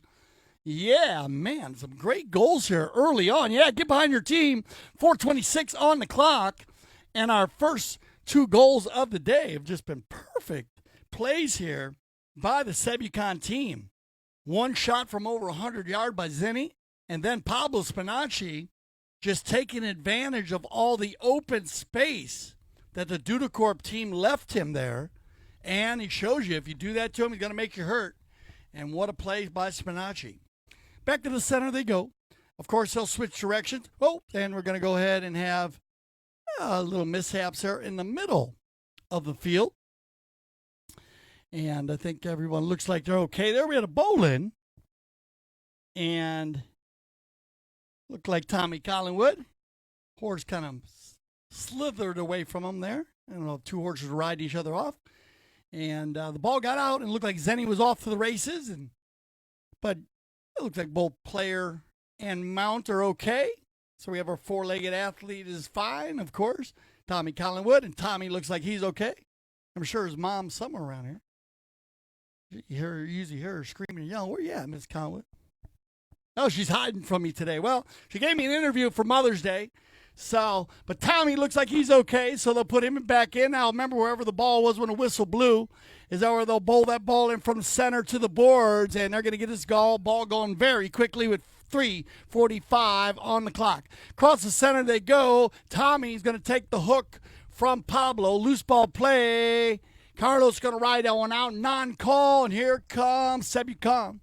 It's going to be Chris Campson to back that one up. Well done, Jared Zenny. Stabs that one out of the air. Now Zenny, Jared. Carlos comes flying in there, slides on the brakes. We're going to have to give him one play right here. Jared knows it. He leaves it for Spinacci. Pablo. Now Pablo. Nice little rub right there, but Pablo says, I'm going to get through this one. Shot on goal by Spinacci. And that ball will roll just wide to the left and the low flag. So knock in coming here. Or Dudacorp, and we'll get a whistle on our first Kersey change of the day. So remember the Kersey change, I always mention it one time. We'll let all of our players change their ponies halfway through the chukker for safety of the four-legged athlete and the players, and it is a tournament condition. So check with your tournament committee if you'd like to use that Kersey change at your club over the summer, and I suggest you do. You'll enjoy it. Works out very well. Find out that players make less desperation plays because they're never on a tired horse, and it's very safe for the four-legged athlete, especially if you play at a club where the climate can be a little warm in the summer. You never know. So check out the Kersey change. All right, so we try to keep it under 45 seconds. That's what the rule is, and everybody tries to abide by that. But if you need a little more time, of course, we will give you that. But everybody's going to be back on horse very quickly right here. And it looks like umpire Roldan will get them lined out and moving forward. And here comes Dudacorp. First knock-in of the day for Chris Campson. KK looking for Timmy Duda, and you're going to see this all day long as they will hook up on the give and go.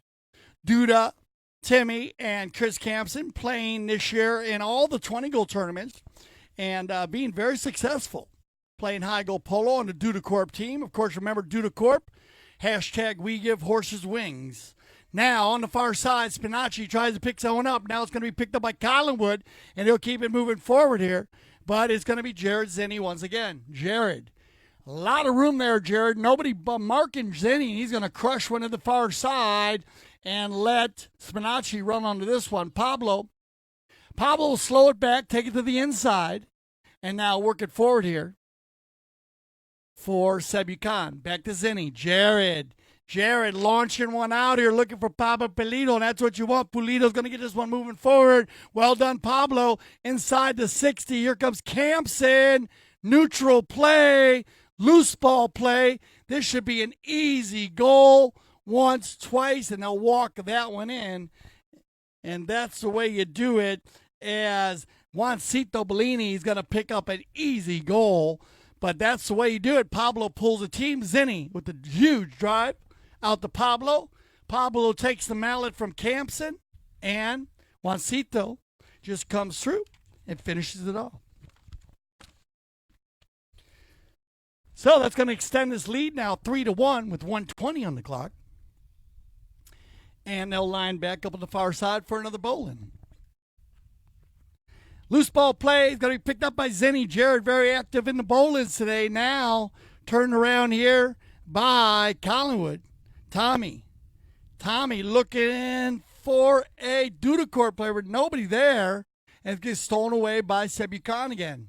And Jared looked like Zinni.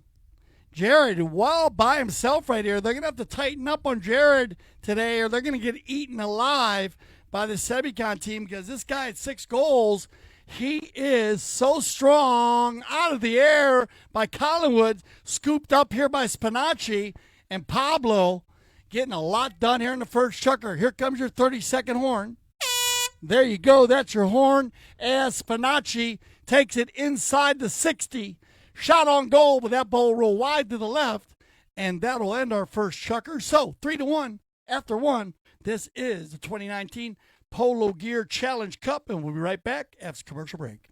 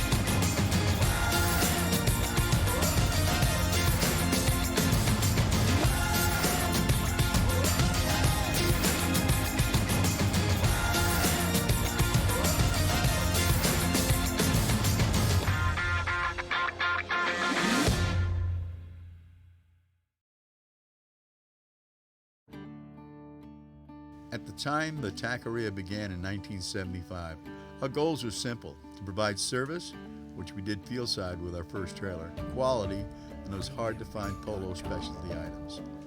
We searched the globe to bring back the best equipment possible for polo players by polo players.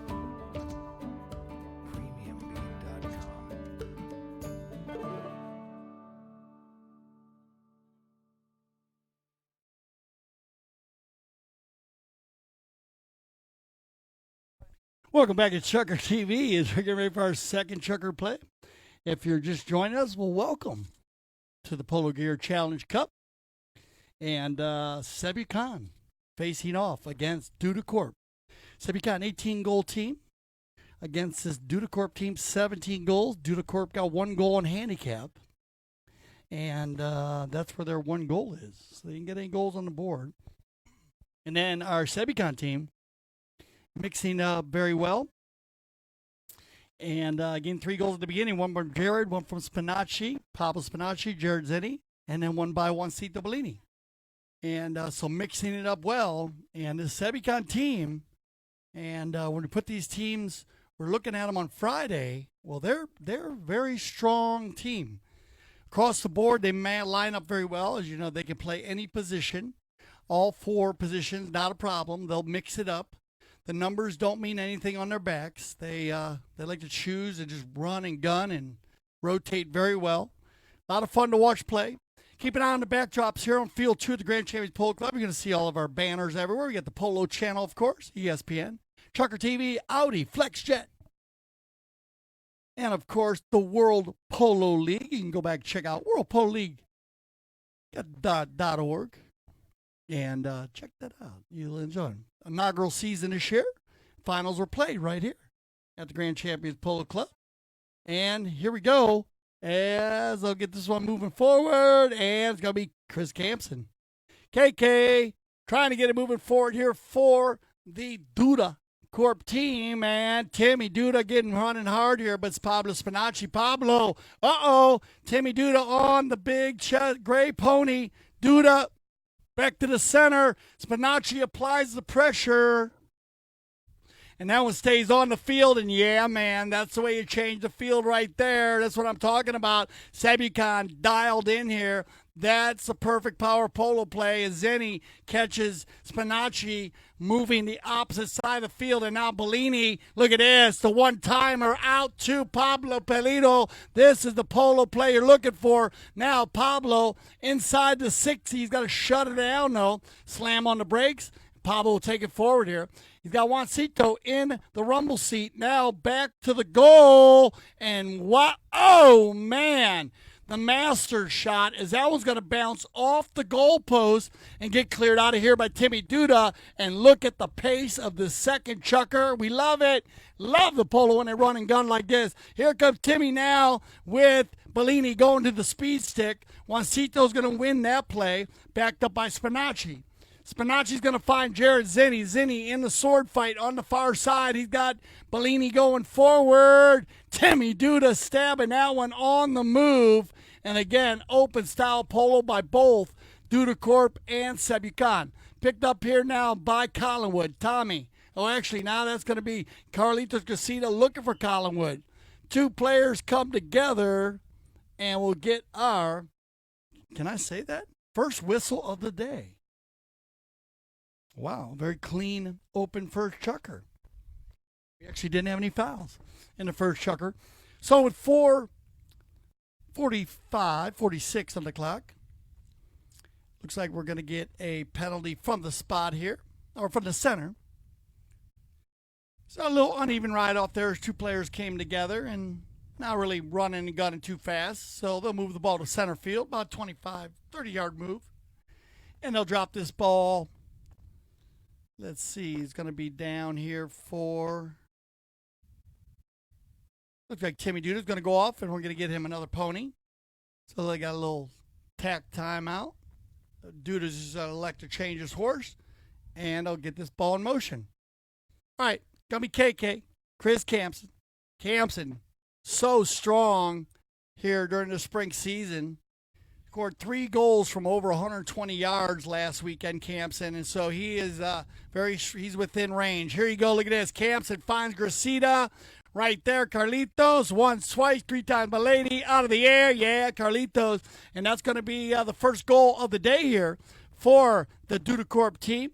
But again, starting with Campson. Campson will get the ball rolling from the number 4 position, and once he gets the team moving forward, you got to watch out.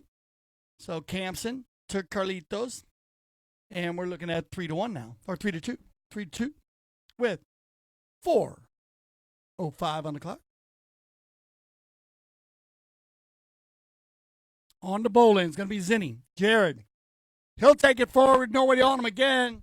And this is where you want to pick up on Jared. Don't give him that much room.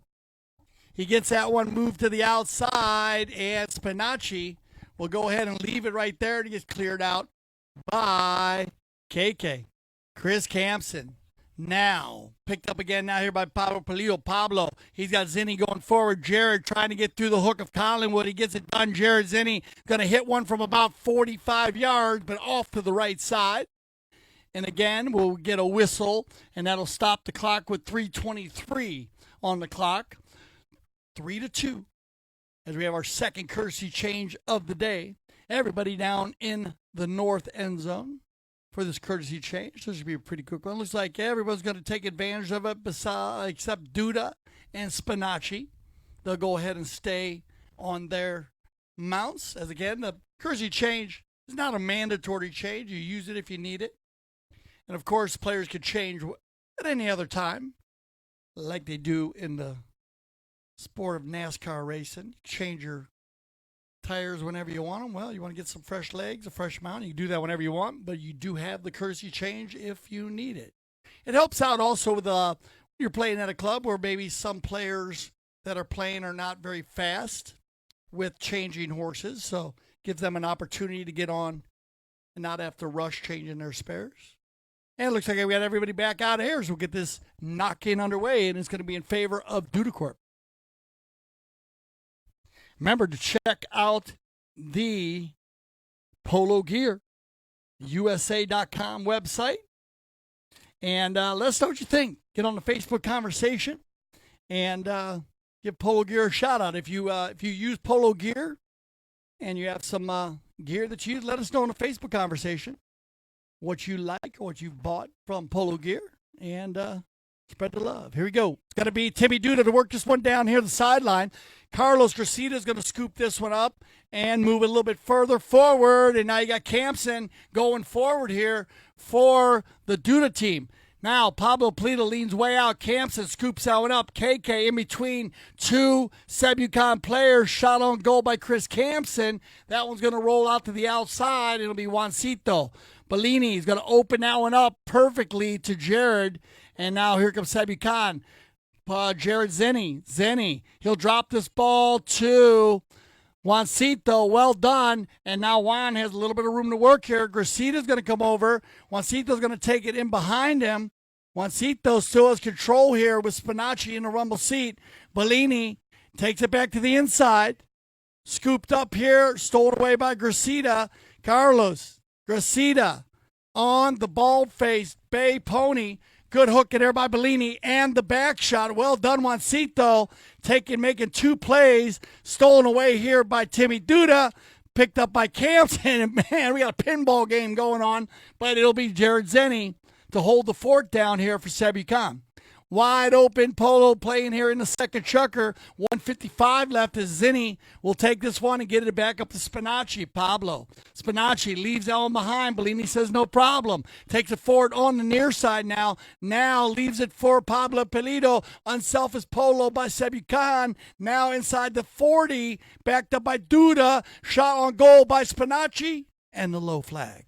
So just wide as it looked like Sebucon was going to finish that one off. But controlling the pace there and wide open, 1:20 on the clock. As looks like they're going to get a... okay, a couple of players getting a quick change there. It looked like Spinacci went and got on a fresh pony right before the knock-in, but here comes Campson. Campson back to Gracita. Jared, whoa, under the neck with it. That was a keen little play. Now Duda can't make the neck shot there. Well done. They're overlapped. Nice play by Pablo Polito. Picked up now again by Jared Zenny. And Jared Zenny trying to take it forward. He'll leave it in there for Spinacci. Loose ball play. Non-call and get out of the way as Gracita is on a flyer. Carlos Gracita. Nice approach shot. Gracita, the G-man. And the high flag as Carlos Gracita breaks loose on the bald-faced Bay Pony. And wow, that horse can scamper. He gets out in front of everybody and then pulls out the putter and gets the equalizer. 3-3 after 2. We'll be right back after this commercial break.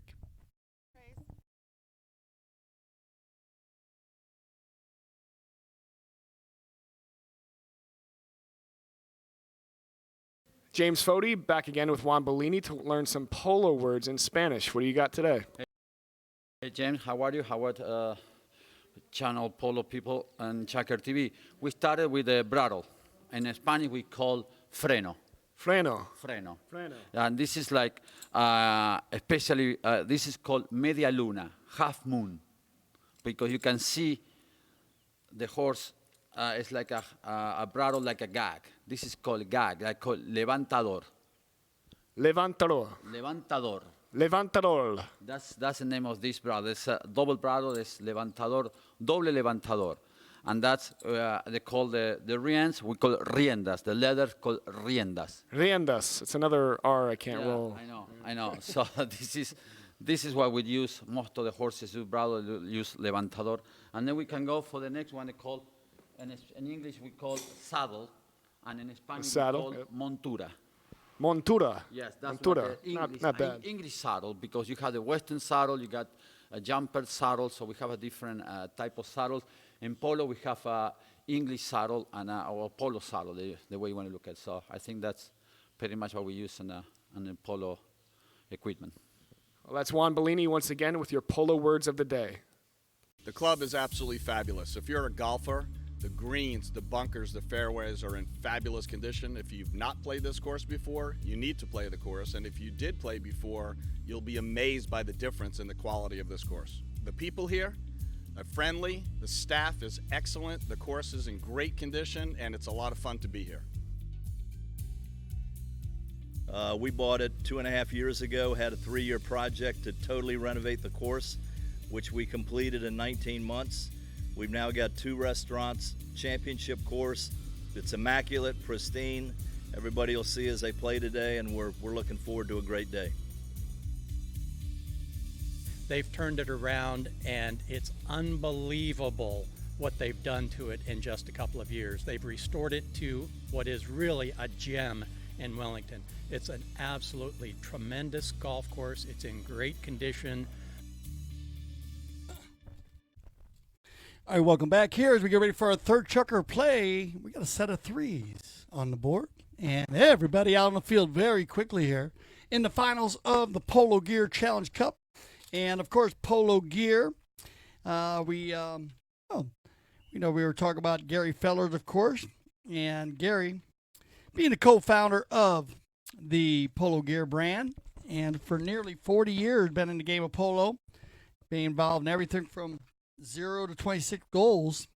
And of course, the Polo Gear, one of the top sponsors here, was established in 1993, incorporated in the state of Florida, and it manufactures, distributes, and sells polo products. And as we're saying today, if you haven't Polo Gear products, let us know in the Facebook conversation. Of course, they sell their teams and polo events worldwide, and a premier retailer. And for clothing, accessories, safety equipment, you want it, you can get it there. And you can go to pologearusa.com, of course, or if you're in the area, 3500 Fairlane Farms Road. 3500 Fairlane Farms Road. That's in the heart of Wellington. Suite 15. Check it out. You can't miss it if you get over that area. And, of course, the Polo Gear has been a strong sponsor of the Grand Champions Polo Club and the Aspen Valley Polo Club. And here we are. Who will bring home the Polo Gear Challenge Cup? Timmy Dudo with the penalty 4 right here, 60-yard shot. He's been taking all the penalty shots this season. That one's going to go off to the right side, and the Sebi Khan team will take over here. First chukker action, 3 goals by Sebi Khan. Then they had a goose egg in the second, and 1 goal in handicap for Duda and 2 by Gracita. Oh! And they all come flying together right there, and that's going to get the whistle. So you got we're about 30 yards off the center field right here. Everyone running towards the center. And based on that, well, you're not going to leave the ball center field. So they're going to go ahead and move this ball all the way down the 60-yard line. And Joe Budd in the house. Hey, Joe. Good to see you, sir. Joe Budd, a good follow, always a fan here at the Grand Champions Polo Club. And, yeah, he's the water boy they call him. And so what happens here, we got one player riding a player into the right-of-way of another player. That could be a little dangerous, too. So we had number 3 in the blue push the number 2 in the white across in front of the number 3 in the white. And that ball, that's a right-of-way violation, and you can go a little dangerous riding on it. So they're going to move this ball down to the 60-yard line, and we'll get our second attempt at a penalty 4. And that'll be, looks like it's going to be Jared Zenny to do the honors here for the Sebi Khan team. Zenny, so strong from the penalty line this year. And again, coming off a Westchester Cup win, Jared Zenny. And a great high goal season. Here comes number 4.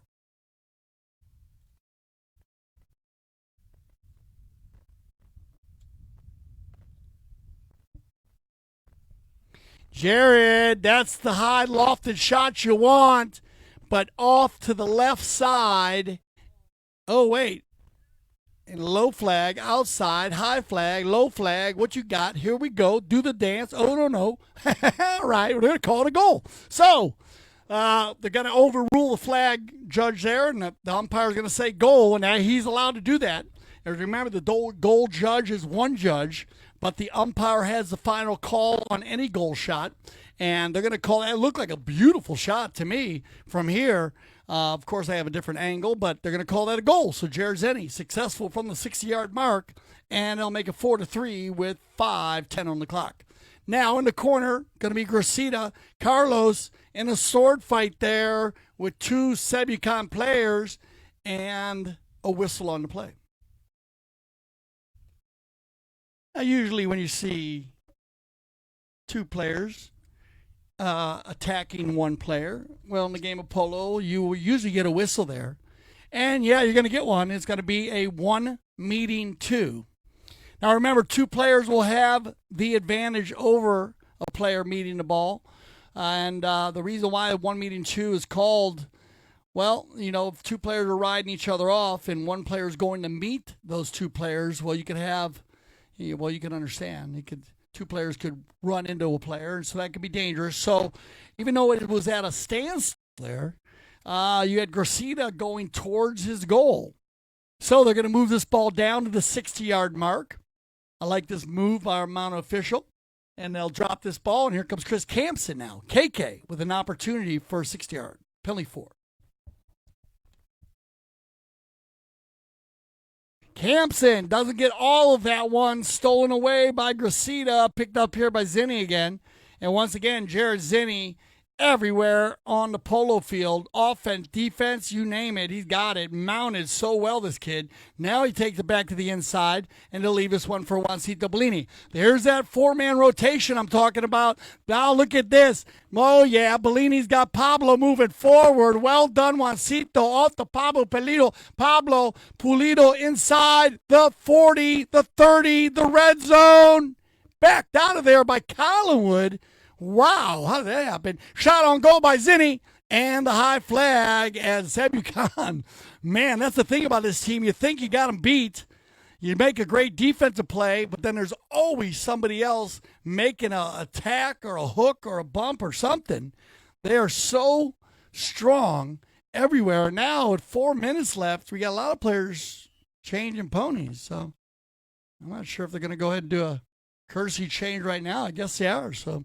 All right, so with 3:56 on the clock, we'll give another one to Zinni. That will break, well, Zinni with the 4, and, man, Jared Zinni with 3 goals on the day here, making it 5-3. As we were saying, with all of our people, all of our fans that are down there, well, we do have refreshments and food in the tent. So if you're here at the game, you can make your way down to the tent and enjoy some food and refreshments here. We always like on our fans and spectators here at the Grand Champions Polo Club, and we invite you. So if you're in town, please come on down. We're halfway through. One more week after this, as we will go to, man, the spring season just flew by this year. It's been so much fun, the polo. It's been as fast as the polo was, as fast as the season went. Snap your fingers and it's off, and we're off for the summertime run. And like I was saying, we were talking about it during the first game. Well, we're getting ready to go to Aspen, and you know what that means, Aspen Valley Polo Club. So check it out at aspenvalleypoloclub.com. And you can check out the tournaments there, our scheduling, of course, for the summer season. Starting on July 3rd, we'll have the Independence Cup. And then it'll just be Fast and Furious Polo, playing everything from low goal to high goal, 20-goal USPA tournaments in the North America's Cup and the Silver Cup, and then also the National Handicap Arena Handicap, which we last year they had 8 teams in the handicap. So that was a very successful USPA indoor tournament. And so you want to check out the Aspen Valley Polo Club. And also remember, Polo on Demand. Check it out. President Melissa Ganzi will get you set up for that. Check with the Director of Operations of the Polo School, Juan Bellini. Either or will get you set up for Polo on Demand. It is an amazing program. I suggest you try it. It's you can use it, do the Polo on Demand program here at the Grand Champions Polo Club, but of course at the Aspen Valley Polo Club. And man, you'll love doing that in Aspen, Colorado. Chuck it out, polo on demand. All right, so we get a little penalty there with 3:11 on the clock. And this will go in favor of Duda Corp. Field 2 holding up so nicely here for this tournament. And as I said, in the spring season, the fields are so flat, so nice because we get such a growth period right now going into summer. All right, here comes, Campson. Can't make a play there. Pablo Polito's got Pablo Spinacci. Stolen away, though, by Collingwood. Tommy's going to back this one up, change the field over to Gracida. Carlos tries to take it out of the air, but Bellini reads it. Now, Juancito, one of our ambassadors for U.S. Polo ASSN clothing line, Sebucan, actually mounting two of the players that are ambassadors, Zinni and Bellini. Playing well together, too, representing the brand. Here we go on the far side. Campson, he needs to get it going here with 2:30 on the clock. KK's going to open the big chestnut up. Campson, Spinacci now tries to back it up. Loose ball play, Collingwood. Tommy's going to get it moving down the field, but nobody home with the blue jersey. Backed up again by Zinni. Bounces off a Polo Pony. Back to Campson. Give and go to Collingwood. This is what Duda Corp needs right here. Wow, he leaves it on the field. Turned up by Spinacci. And now we have a fast and furious third chucker. Pablo moving this one around, looking for Bellini. Leaning way back, Juancito. Hooking there by Gracida. Picked up by Duda. Turned around and loose ball play. Jared Zinni on the gray pony. 1:50 on the clock as Zinni takes it back to the inside. Jared now slows it up. Juan goes forward, takes the man out, give and go, looking for Pablo. Polito to the far side. Who will get there first? Duda. Timmy gets a little piece of it. Loose ball, going to be picked up now by Bellini. Juancito. He'll slow it down, turn it to the inside, back to the outside. Then two players come in. They steal it away. Gracida tries to run the turn. Now it's left inside for Spinacci. Pablo still has control. Pablo inside the 30. Pablo Spinacci. Oh, and the high flag with 1:10 on the clock. And Spinacci will pick up his second of the day. And again, Sebucan just applying pressure from everywhere. They take it out of the defensive side. Bellini works it down to the offensive side, and then finally Spinacci picks up the loose ball play to finish that one off and double up Duda Corp. Wow, I didn't see this coming. This Duda Corp team so strong at a 17-goal handicap. But here you go, Duda looking to try to get one here before the half.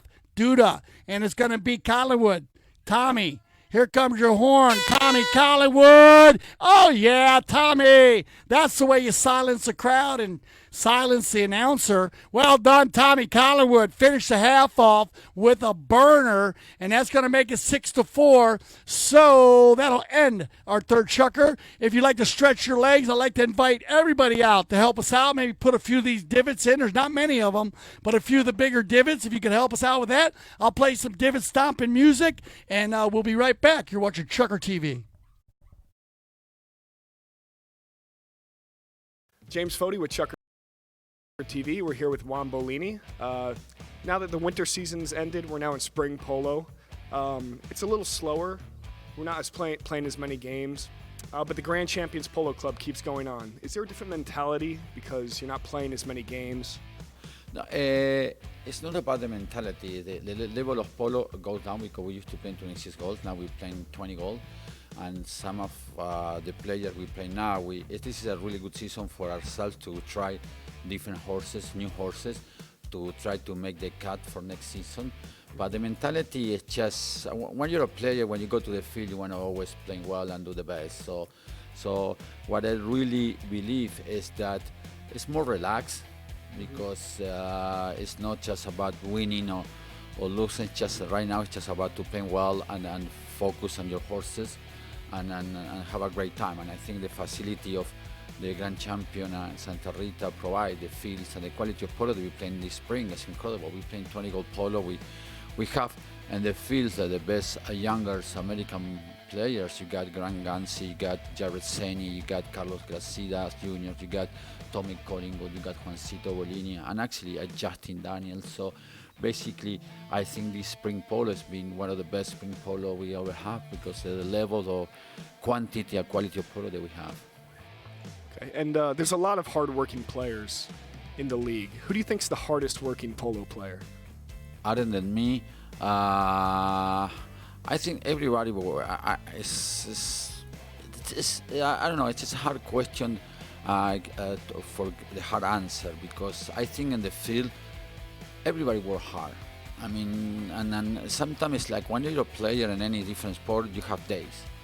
You know, someday you feel that you have it, and then you feel like, oh, this is my day, and I think everybody try hard. It's not about who's try harder or no. I think it's a tricky question. You know, it's a good question, but I really believe everybody try hard, and it's not about how hard you try. It's how you wake up that day, like any other sport. You know, but I think, in my personal opinion, I always try. All my life, I always give 110% in the field. That's in the way I am built, and I think everybody, when it goes to the field, I believe everybody is trying to do 100%. Yes, I don't think who's done more or less. It's I don't know. You got players like Carlos Garcia, like Granti, Mark Gansi. Mark Gansi is a guy, I have to say, he always try 110%.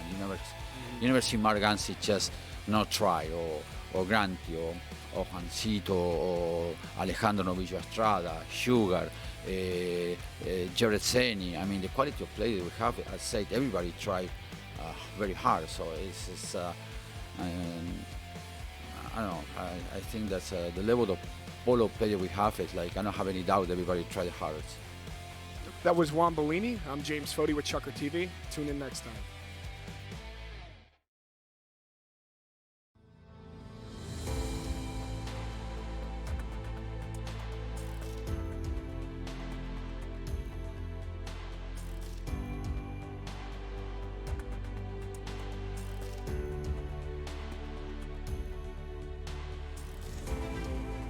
As far as barns go, it's 10 points. The weather, scenic views are unbelievable. To be up here in the mountains in this weather, I don't think you have many choices nicer than this.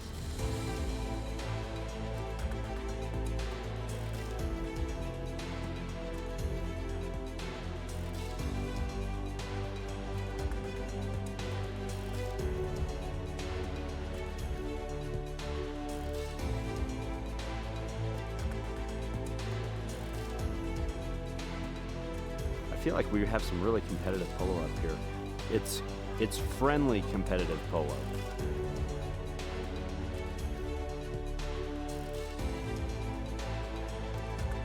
The place is amazing.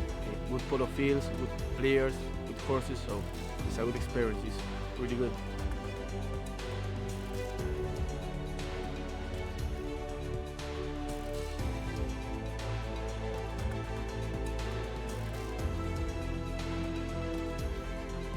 Club, they have empanadas there, they have Argentine style barbecue. I'm in love with this place. The club is really nice, the people is really good.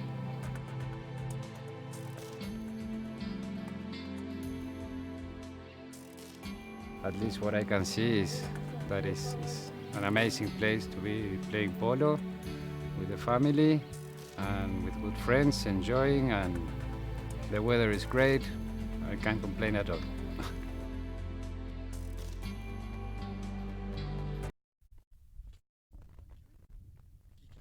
Yo, welcome back to ChukkerTV as we're ready for our second half action right here. And it looks like it's going to be, well, 6-4 after 3. Tommy Collingwood just crushing one here at the end of the third chukker. And let's break it down for you. Sebi Khan, they came out. They scored 3 goals in the first chukker, one by, Pablo Polito. We have Jared Zeni, Paolo Spinacci, and Juancito Bellini. They're in the white jerseys. In the dark jerseys, Carlito Casita, Tommy Collingwood, Timmy Duda, and Chris Campson. 18-goal team against a 17-goal team. 1 goal in handicap for the dark blue jerseys. And then they had 2 by Gracita and 1 by Collingwood. That's how they get their 4 goals. On the other side, Jared Zeni with 3. 2 from the field, 1 from the penalty line. Juancito Bellini with 1, looking for goal number 2, and he gets it. Juancito now with 2 goals on the day, 1 in the first chukker here, 1 in the fourth. And, of course, Spinacci with 2 also. So this is a strong Sebicon team on 18 goals. They gave up the 1-goal handicap, made it up very quickly.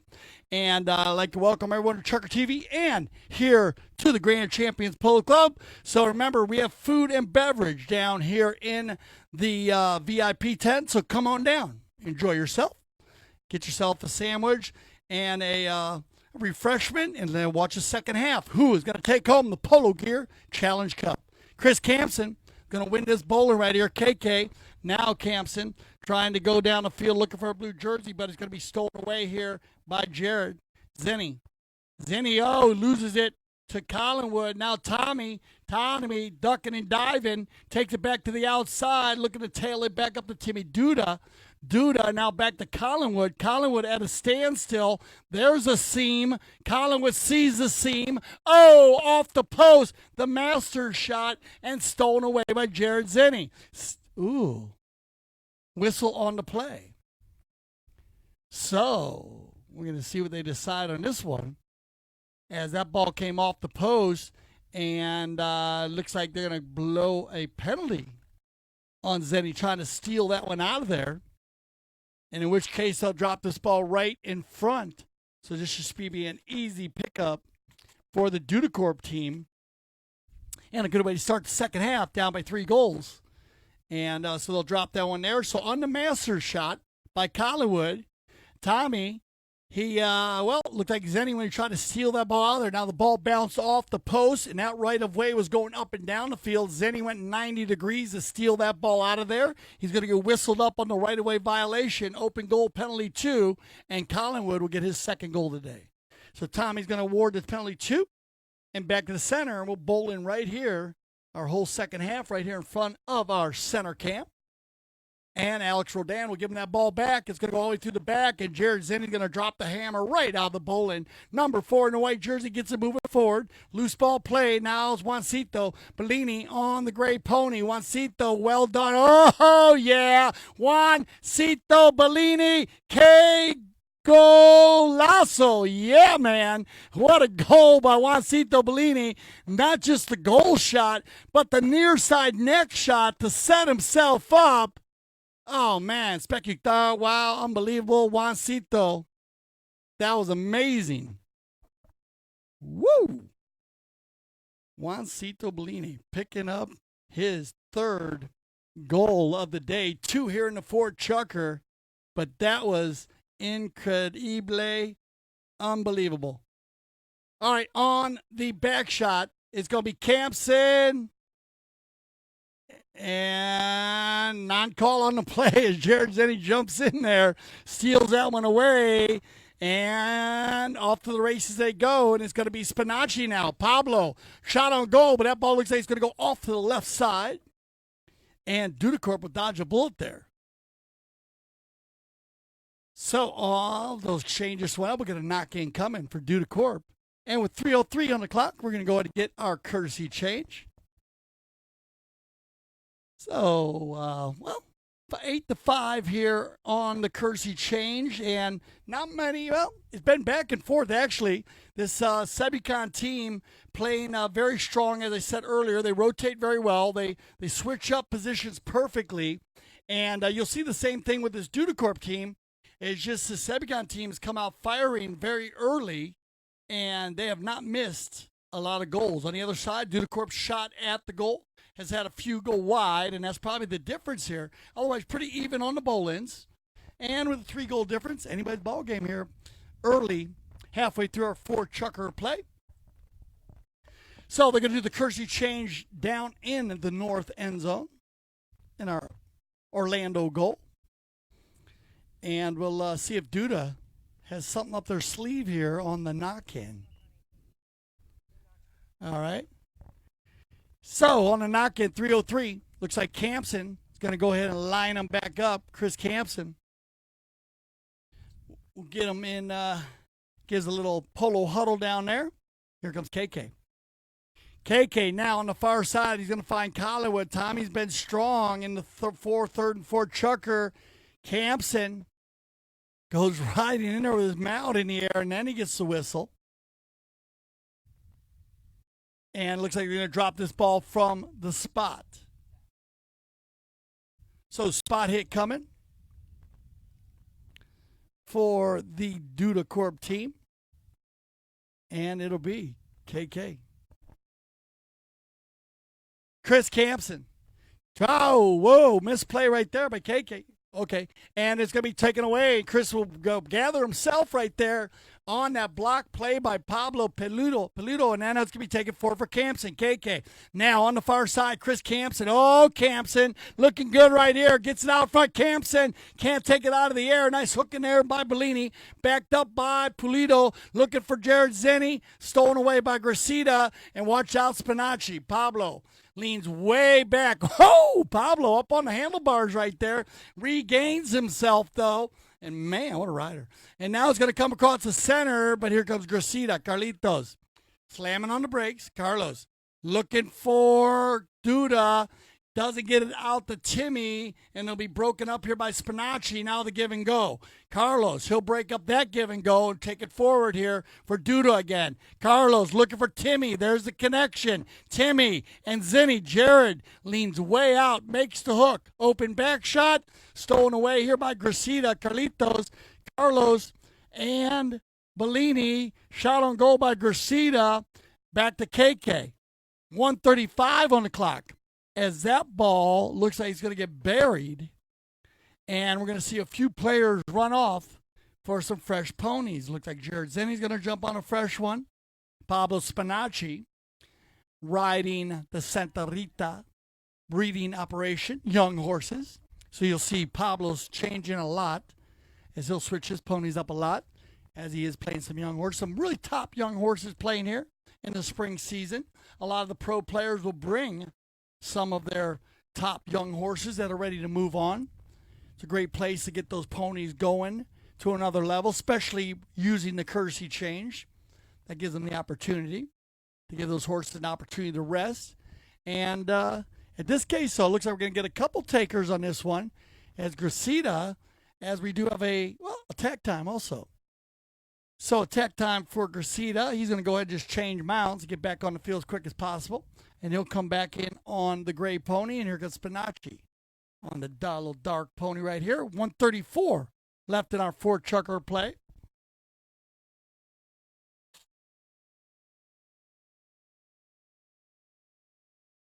It looks like we got all of our players back out on the field. Remember, this is the Polo Gear Challenge. And 4 teams entered this year.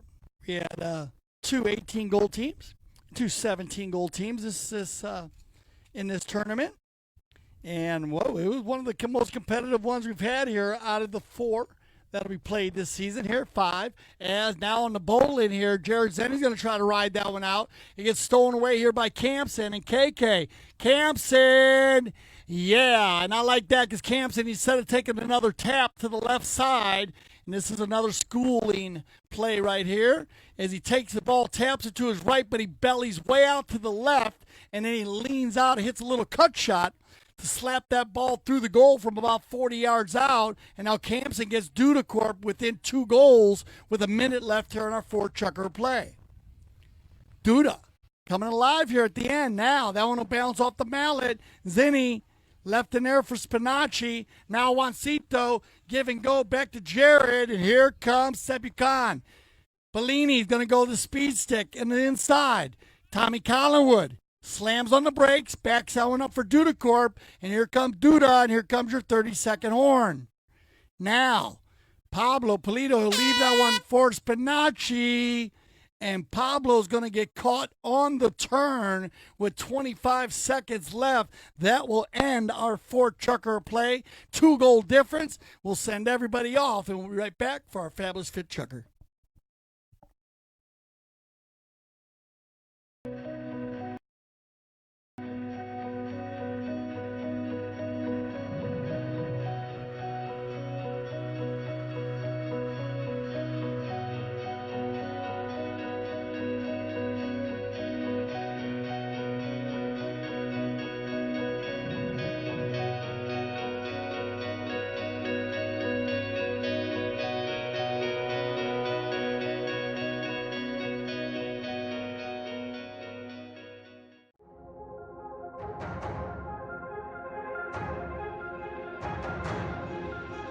going in 5, 4, 3, 2.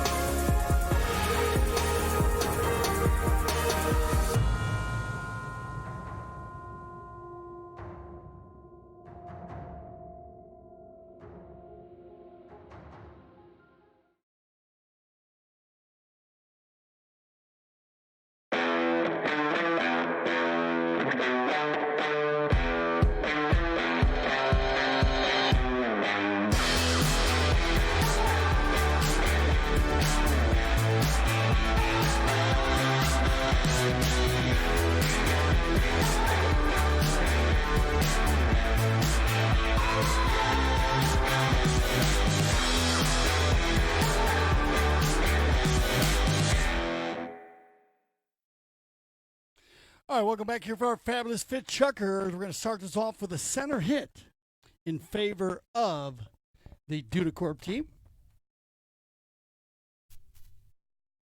And it'll be Chris Campson, KK. KK is going to go ahead and launch this one down, looking for Gracita. Carlitos Gracita inside the 60. Look at that seam he has right there. Oh, man. Off to the right side, but everybody sitting over here on the west side of the field could see that open goal that Gracita had to shoot at. Hitting it to the far post, I like that, but just wide to the right, and it's going to knock it in here for Sebi Khan, and here comes Zenny hooking up with Spinacci. Pablito, and well done, Juancito, take it out, Timmy Duda, that's going to get Spinacci all day, give and go back to Zenny. Here's, broken ball. He can still play that piece. And now they'll go ahead and call it dead. So, remember the rule is when the ball does break, you can actually play the larger piece until the ball is unplayable. And a lot of times they let that ball die. But if you are inside the 30-yard line, I suggest to play the larger piece because you might get a goal out of it. But I've seen a lot of players just stop and gather themselves. But here you go. They'll go ahead and grab this ball, and they'll take off the broken pieces. That is a broken ball. It does happen in the game of polo as those balls are plastic. So they will break as they condense. They get harder as they get hit.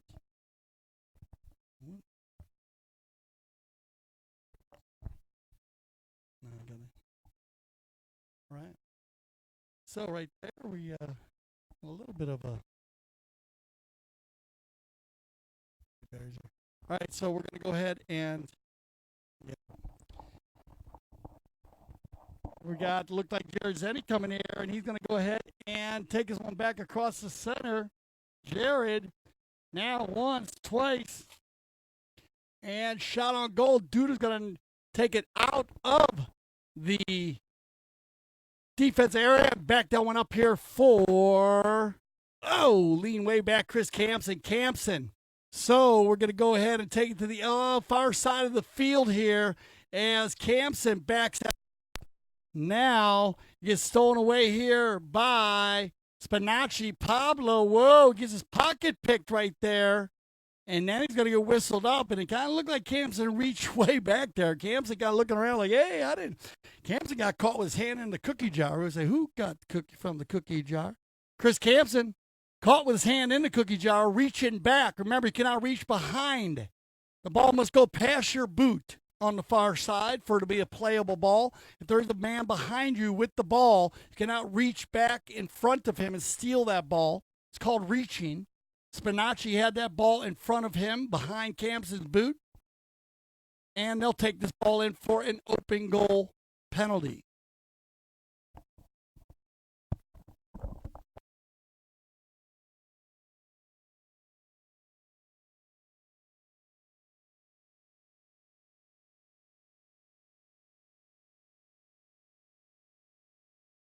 All right, so shot on goal there, and they'll converge on the penalty 2. So well done there by the Sevicon team, capitalizing on the penalty 2. And back to the center we will go. All right, anyway, ball game back and forth here on the bowl ends, as both teams have been very active. On the bowling one here by, looks like it's going to be picked up again by Chris Campson. Campson will open this one up here for Dudacorp, and it'll be Spinacci, though, once again. Spinacci and Bellini. Oh, yeah, a little change of the shot there by Juancito. Not an easy task, but he gets it done. And now Jared Zenny on the Bay Pony. Yeah, look at this little bear run. Gets her out in front of Gracita. Carlos leans way out. Jared Zenny, now he gets the hook. Bellini's going to follow Zinni in, taking him behind Duda. Good ball control by Juan. Now he takes it between two blue players. Look at the stick work right here. Leaves it in there for Zinni. Cleared out by Collinwood. And great D by Duda Corp as, whoa, two players are going to come together. It looks like the flag, our flag goal judge down there is waving the flag down, which means the ball went out of bounds. So they'll go ahead and regroup here. They'll use the courtesy change right now. And we'll get everybody else a fresh ponies, and then we're going to go ahead with a knock-in. So right there, when Juancito Bellini was taking that ball across the center of the field, and Jared Zinni went in there to try to stab that ball in, the ball bounced out of bounds, in which case the goal judge will wave his flag down, and the umpire will go ahead and use the goal judge as a tool right there, saying, hey, man, the ball's out of bounds over here. And they'll blow the whistle and bring that ball back. So even though we had two players come together there in the middle of the field, it might have been a right-of-way violation against the Sebucon team, which probably would have moved that ball to center field. They're going to go ahead with a knock-in for Dudacorp. They'll go back to where the ball was before the foul was committed. 3:37 left here. Still a 3-goal difference. Sebucon. Don't let them get too far out in front of you. I'm telling you, this team is, they're just one of those strong 18-goal teams. Here you go, Bellini going to jump in there and pick everybody's pocket. Mallets in the air, no whistle on the play, and the high flag as Juancito says, okay, guys, y'all want to sleep? I'm going to steal it away from you. Takes that one in there and just walked the dog. Walked it right in there. Everybody's at a standstill, but no whistle on the play, so they will come back to the center, and Bellini will pick up goal number 4. Juancito leading the scoring here for the boys in the white jerseys. Now, Spinacci, who has been awesome today also, controlling the team with the number 3 on his back. This is the Pablo Spinacci I'm used to seeing. There's Spinacci. Look at this guy out of the air. Loose ball play. Backed up by Gracita. Open shot. Who will get there first? KK. Campson. He's going to slow it down here as Bellini hunting him right there. Now, oh, well done, Chris. He'll wait for everybody to go forward. Here comes Gracita. He's got Collinwood in the rumble seat. Tommy's going to move it along a little bit further. Not the shot he's looking for. Backed up by Bellini. Picked up by Spinacci again. Pablo on the little bay pony. Yeah, man. Pablo working this one down the sideline. Slams on the brakes. Collinwood goes flying by, the old Top Gun move. Now back to the inside. Oh, well done, Pablo Spinacci. Spinacci, shot on goal by Pablo. Far post, wide to the left.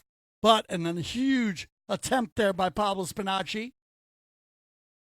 We're talking about hitting that ball to the far post all spring season, as that's been one of our topics that we've been working on with all of our players, people watching the ChukkerTV programs. Hit that ball to the far post when you're attacking goal. It always makes it easier on the approach shot. Here comes Campson. KK. 1:35 left here in our fifth Chucker. Down by 4 goals. They need to get something going. Here comes Chris. Looking for Duda. Timmy. Bellini. Check your shoulder one time. Juancito. Oh, he faked like he was going to the offside or the open, but he tails it. It gets picked up here by Gracita, and Carlos will slam on his brakes. Ooh. turning that horse pretty quick in there. Now Carlos Gracita working it across at about the 80-yard line. Carlos slams on the brakes. Spinacci goes for the hook. Carlos leaves it behind, backed up again by Pablo Peludo, and we will get a whistle to stop the action with 1:02 on the clock.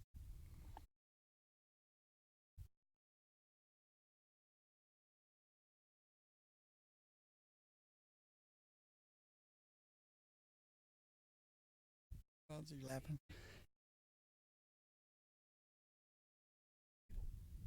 All right, so they'll drop this ball inside for the, looks like at the 30-yard line. And it's going to be an open goal penalty 2 in favor of Dudacorp, and this is going to help out. They're going to get an opportunity to score right here, put them a 7. Then they will probably get, well, they're going to get enough time for another bowl in. So if they can get back to the center, that'll give them another opportunity, but they need to come back. Looks like Campson will do the honors. KK walks up, pulls out the putter, and he'll get the high flag, and now we'll get back to center right here as the clock ticks down. 55 seconds on the clock. They get back here for another bowl in. Now we'll give another opportunity to try to get it within 2 before we enter into our 6th and final chukker.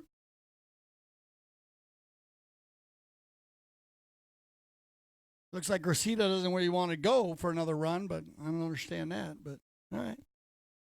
They're going to go ahead and not try to go for it. Well, that's their choice. I would have went for one more bowl in, but whatever. They're going to go there and do that way. So they're going to go ahead and leave it at the 3-goal difference here. Going into the 6th and final chukker. KK was ready for another bowl, and I know, Chris, I was ready with you.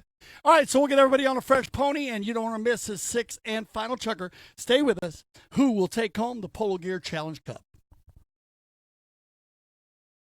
James Fody with ChukkerTV. We're back again with Juan Bellini, who's going to teach us some polo words in Spanish. What do you got for us? I got what I dress. In Spanish, we call botas. That means boots. Boots, botas. And then we call, this is very difficult for English, rodilleras, knee pads. Rodilleras. I can't roll the R's. I'm trying. Difficult. I'm working on it. R-O. Rodilleras. Yeah, that's what I got. Knee pads in English, and then we use it in polo tournaments. We use white pants, and that's the follow. We can go next with this what the horses use. Thank you again. It's James Fody with Juan Bellini with your polo words of the day. James Fody back again with Juan Bellini to learn some polo words in Spanish. What do you got today? Hey, James, how are you? How are channel polo people and ChukkerTV? We started with the bridle. In Spanish, we call freno. Freno. Freno. Freno. And this is like, especially, this is called media luna, half moon, because you can see the horse. It's like a bridle, like a gag. This is called gag, like called levantador. Levantador. Levantador. Levantador. That's the name of this bridle. It's a double bridle. It's levantador, doble levantador, and that's they call the reins. We call riendas. The leather called riendas. Riendas. It's another R I can't roll. I know. So this is what we use. Most of the horses use bridle, use levantador, and then we can go for the next one. They call in English we call saddle, and in Spanish we call montura. Montura. Yes, that's Montura. English, not bad. English saddle, because you have the Western saddle, you got a jumper saddle, so we have a different type of saddles. In polo, we have a English saddle and a polo saddle, the way you want to look at it. So I think that's pretty much what we use in the polo equipment. Well, that's Juan Bellini once again with your polo words of the day.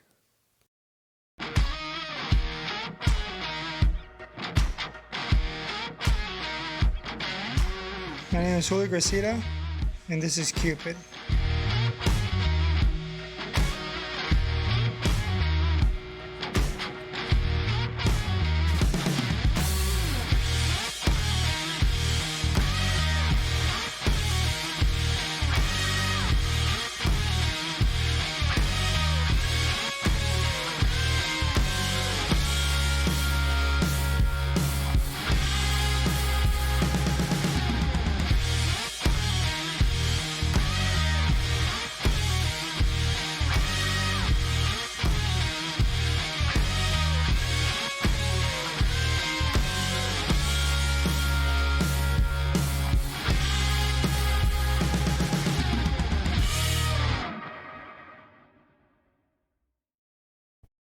All right, welcome back for our sixth and final chucker. Well, it's been another one of those games, and they've all been like this, up and down the field. Anybody's ball game. 3-goal difference here, 6.5 minutes here. That's gonna be, shouldn't be a pre-issue here. This Dudacorp team, they can score a lot of goals very quickly. But, well, Sebi Khan has been very strong today. So it looks like we got 1, 2, 3. Well, one more player coming out. We'll wait for Spinacci, and we'll get the sixth and final chucker underway. Once again, congratulations, as we had our doubleheader today, and they're going to go ahead and get this ball underway, as we will see. It's going to be Chris Campson.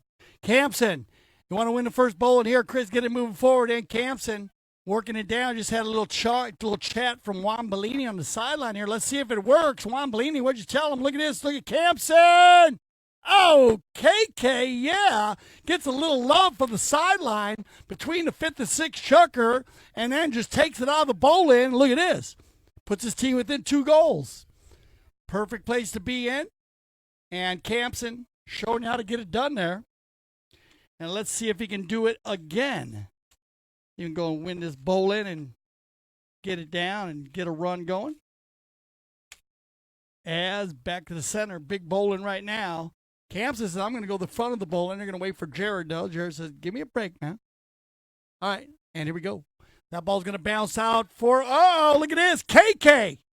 A Campson again. Look at this effort by Chris Campson, just fighting off the whole team. Now he gets picked up here. Collingwood gets in the mix. Tommy, now he's in the sword fight. Look at Spinacci just going crazy, working hard in there. Pablo trying to get it done, but he's going to get whistled from behind. Riding in from behind, but I got to give it up to number 3 in the white, working harder, Spinacci. But look at this. Do the math. 5:20 on the clock, and we're going to move this in for a 60-yard penalty for Duda. Could put themselves within 1 goal here.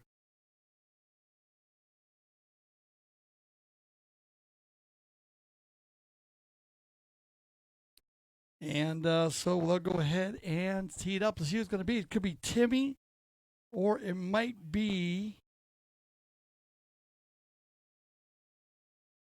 Campson. But it looks like they're going to do Duda. So Timmy will go ahead and do the honors here. Let's see if he can put Dudacorp back on here at the penalty 4. Here comes Timmy Duda. Timmy, that's a line drive, but off to the left side, the low flag, and a knock-in coming for Sebicon. All right, so we do have a loose ball on the field right there, so don't let that bother you right there, but we'll keep an eye on it. Now it's going to get stolen away here by Campson on the far side. He's going to fizzle that knock-in by Sebicon, and here comes Chris Campson. Campson enjoying this chestnut pony he's on, getting a lot done. Look at this horse scamper. Campson trying to get by Zinni. Nope. Now they come together right there, Pablo Pulido and Timmy Duda, but that ball will roll over the end line, and Sebicon will regroup here with 4:35 on the clock.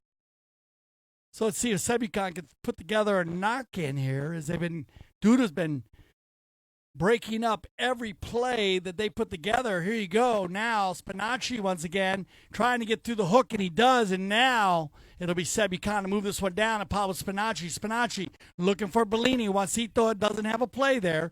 He knows it. He leaves it for Garcia. Carlos lays it back across the center. Now another, look at this, 2 tail shots off to Collingwood. Can Tommy finish it off? Tommy, Collingwood, TC in the house, and the high flag. And that is a beautiful power polo play. One back shot from Garcia, another back shot from Campson, and then Collingwood finishes it off. Who said you couldn't open the game up by back shots? Right there, 2 fabulous back shots to open the game up. Man, that's perfect, picture perfect. All right, 3:37 on the clock. 1 goal difference, and we're going to get everybody on fresh legs right here for our final courtesy change of the day.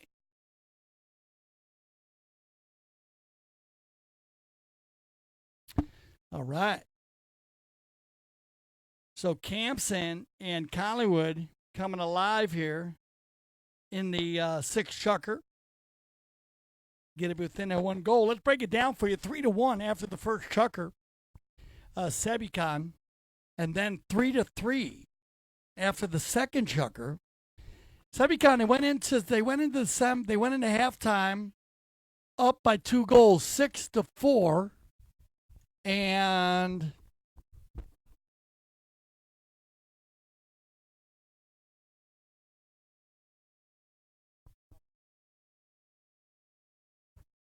all right, you got to check over there. Yep. So our mount official, you want to get Tracy? Good, good. We got the umpire going to be talking to our going to work things out here, guys. Right now, 3:37 on the clock, and I was saying 6-4 at halftime, 2-goal difference.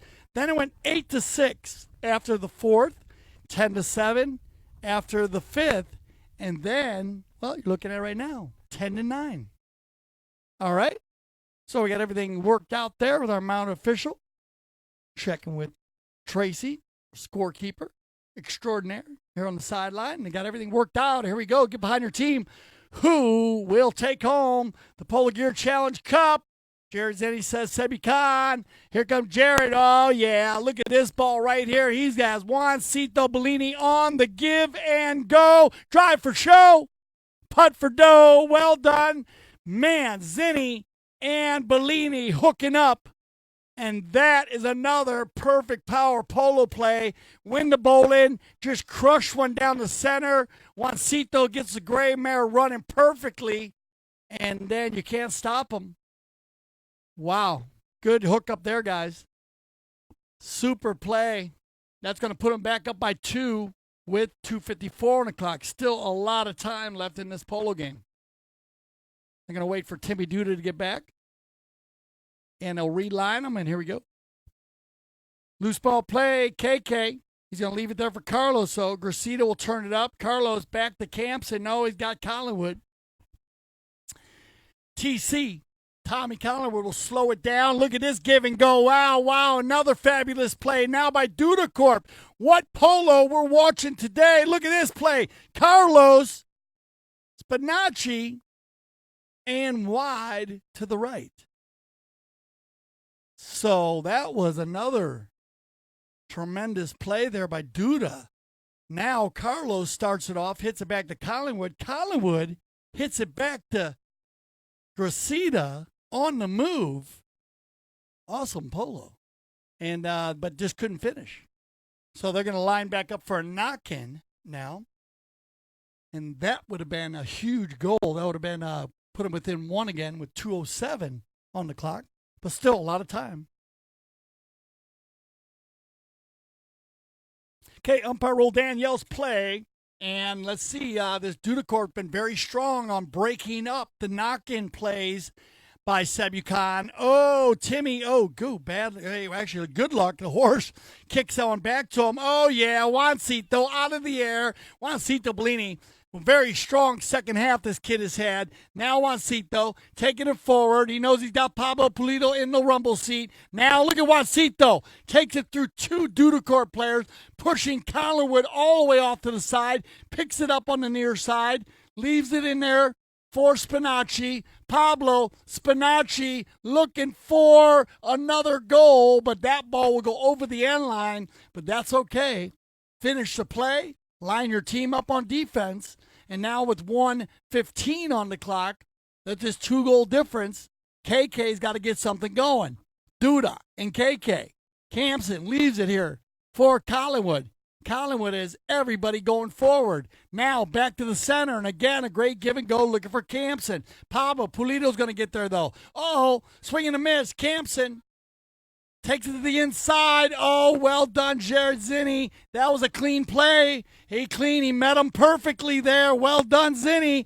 Campson didn't see it. He has head down. Look at Jared Zinni now under the neck. Look at this pony come together. Whoa, man, that's running and gunning, racing and rubbing. Now they come back to the far side. Collinwood pulls the trigger. Look at KK going to the speed stick on the far side. Can't get there. Spinacci backs it back up. 29 seconds on the clock. Not enough to get a win, but Timmy Duda said, let's go for one more run. Come on, Timmy. Finish this one for us. Duda's going to go hard. Papa Polito's going to go hard. Now Timmy slams on the brakes, back to the inside. Spinacci checks his shoulder with 13 seconds, pulls it back to the inside, and the clock goes tick, tick, tick with 7 seconds. So Campson can't make a play. Pablo will lay one more down, out of bounds, and that will end it. Wow. What a game we had there. Woo! Yeah, that's been another one, but well done, everybody. Just awesome polo. Yeah, put your hands together, everybody. This was an amazing polo game again. Back and forth, anybody's ball game at the end. Just fabulous polo by both teams. And, man, what can you say? It's going to go to Semicon, though. They're going to be the winners here of the Polo Gear Challenge Cup. But both teams doing an amazing job with 11-9. So stay with us because we're going to go ahead and throw it to some music. And, of course, if you'd like to see our trophy presentation, which I hope you'll stay around and wait for our trophy presentation. We've got a great crowd here. And we'll get all the players back over here for our trophy presentation. We'll get our best playing pony, our MVP. But if not, I'm Dale Schwetz, and I speak for the whole ChukkerTV family. I want to say thank you for making us the leaders of polo broadcasting. And remember, here at ChukkerTV, we love the polo. We'll be right back for our trophy presentation. Stay with us. James Fody with ChukkerTV. We're here with Juan Bolini, who's going to teach us some polo words in Spanish. What do you got for us today? Hello, ChukkerTV fans. Okay, we're going to start, Jim, with my equipment. We started with the polo helmet, what in Spanish is casco. Casco. Casco. Casco is helmet in Spanish. C-O, casco. Casco. And then we can follow with the polo mallet. And then in Spanish is taco. Polo mallet, taco. That's very taco. That's not a difficult word. Everybody knows that. Taco Bell. Means. Taco Bell, yeah. So we got that. And then we have the whip, in Spanish called fusta. So you can... Fusta. Fusta. Fusta. Yeah, Fusta. Good. Okay. That's the first step. Well, thank you. That's your polo word of the day in Spanish.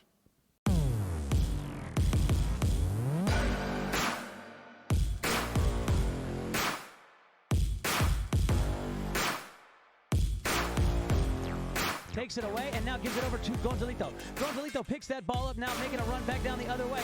Gonzalito cuts that ball back towards the goal, working his way back to the center. Looking good. Gonzalito doing what he does best, putting points on the board. Looking good. Gonzalito! What a play! Que jugador! Now Rodrigo down there. Rodrigo still with the play. Andrade takes that ball. He's inside the 60s. He's in the red zone. Rodrigo fires straight on through. What a great play. Mannix comes in to pick this ball back up. Freddie with a nice little three-quarter neck shot there. Now Fred lines up the shot. Now will he do it? No, he's going to run this one through. Freddie still with the ball. He's down there in the red zone. Now he shoots. Will it go? What a play. Mannix, beautiful.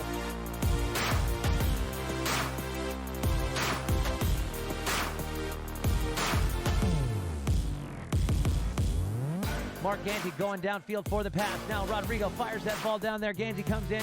Ganzi moves over, picks up the man, and now picks up the ball. He's in the red zone. Mark Ganzi shot looking good. Ganzi sends that one straight on through to now give his team a 5-goal lead. Gonzalito winds up, undefendable, straight on through. Audi the victor, 2015 Piaget Gold Cup.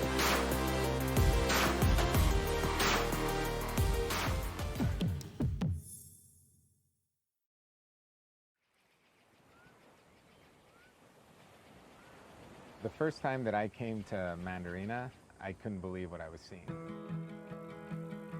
I couldn't wrap my head around the fact that within just one site alone, we've got lush tropical jungle, high mountain ranges, an estuary, the flatland area, a lagoon, And then, of course, we have mile-long stretch of private beach. We chose Mandarina in the Riviera Nayarit because of all of the unique ecosystems that are on this property. We've got over 640 acres, and within that, we're only developing out 110 home sites. One home per every 2.5 acres. We feel very honored and privileged to have brought together two flagship hotels like One and Only and Rosewood, which are both categorized and known to be setting the standard for high-end luxury. As One and Only, we're creating the private home project in a very, very sensitive way. Our approach to that is very, very nice villa, oversized suites, but as well, a lot of activities for the entire family. These go from a kids club that's in the middle of a jungle where there's going to be hanging bridges and tree houses and a butterfly sanctuary. And then as you move down into the flatlands, that's where we have our equestrian center. The architecture there is really reminiscent of the Mexican haciendas in a 21st century interpretation. The person that is going to build out the polo fields is Alejandro Batros. There's nobody that is as qualified in the world as much as he is. By having a polo and equestrian club, there's a lot of other activities that surround that. You can get on a horse, go with your family, and go explore Mandarina. Nature is very powerful when you connect with it. You know, the peace that comes with it, the connection of your soul with the natural environment. And we wanted to offer that. We made a lot of emphasis that we wanted the architect to reflect how the light crosses the canopy on the jungle. The way the rooms are positioned and the way they have certain openings, windows on the sides, in front, in the back, on top, on the roofs, are thought out to really play with this natural sunlight. It was really keeping ourselves true to that experience of nature, of untouchedness. And you can give that with the 5 stars, then you have Mandarina.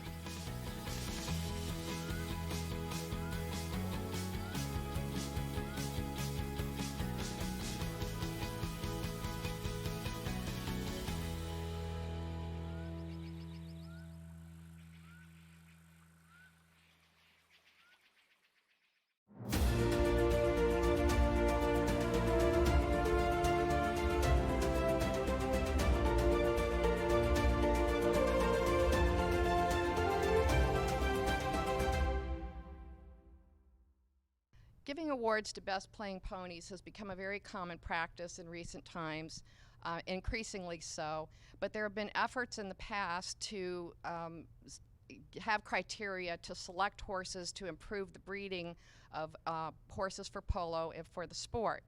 And a lot of people don't realize that even though we have the current incarnation with the American Polo Horse Association that Sonny Hale founded for those purposes of selecting and improving polo ponies as a breed, there has been a prior incarnation of awards that have been given for exactly that purpose. And the museum is very lucky to have in its collection a group of trophies that speaks to the importance of that process. And these trophies here were founded by the National Polo Pony Society in 1919. And most people don't realize that there was a society that early. But the society existed from 1919 and disbanded roughly around 1941.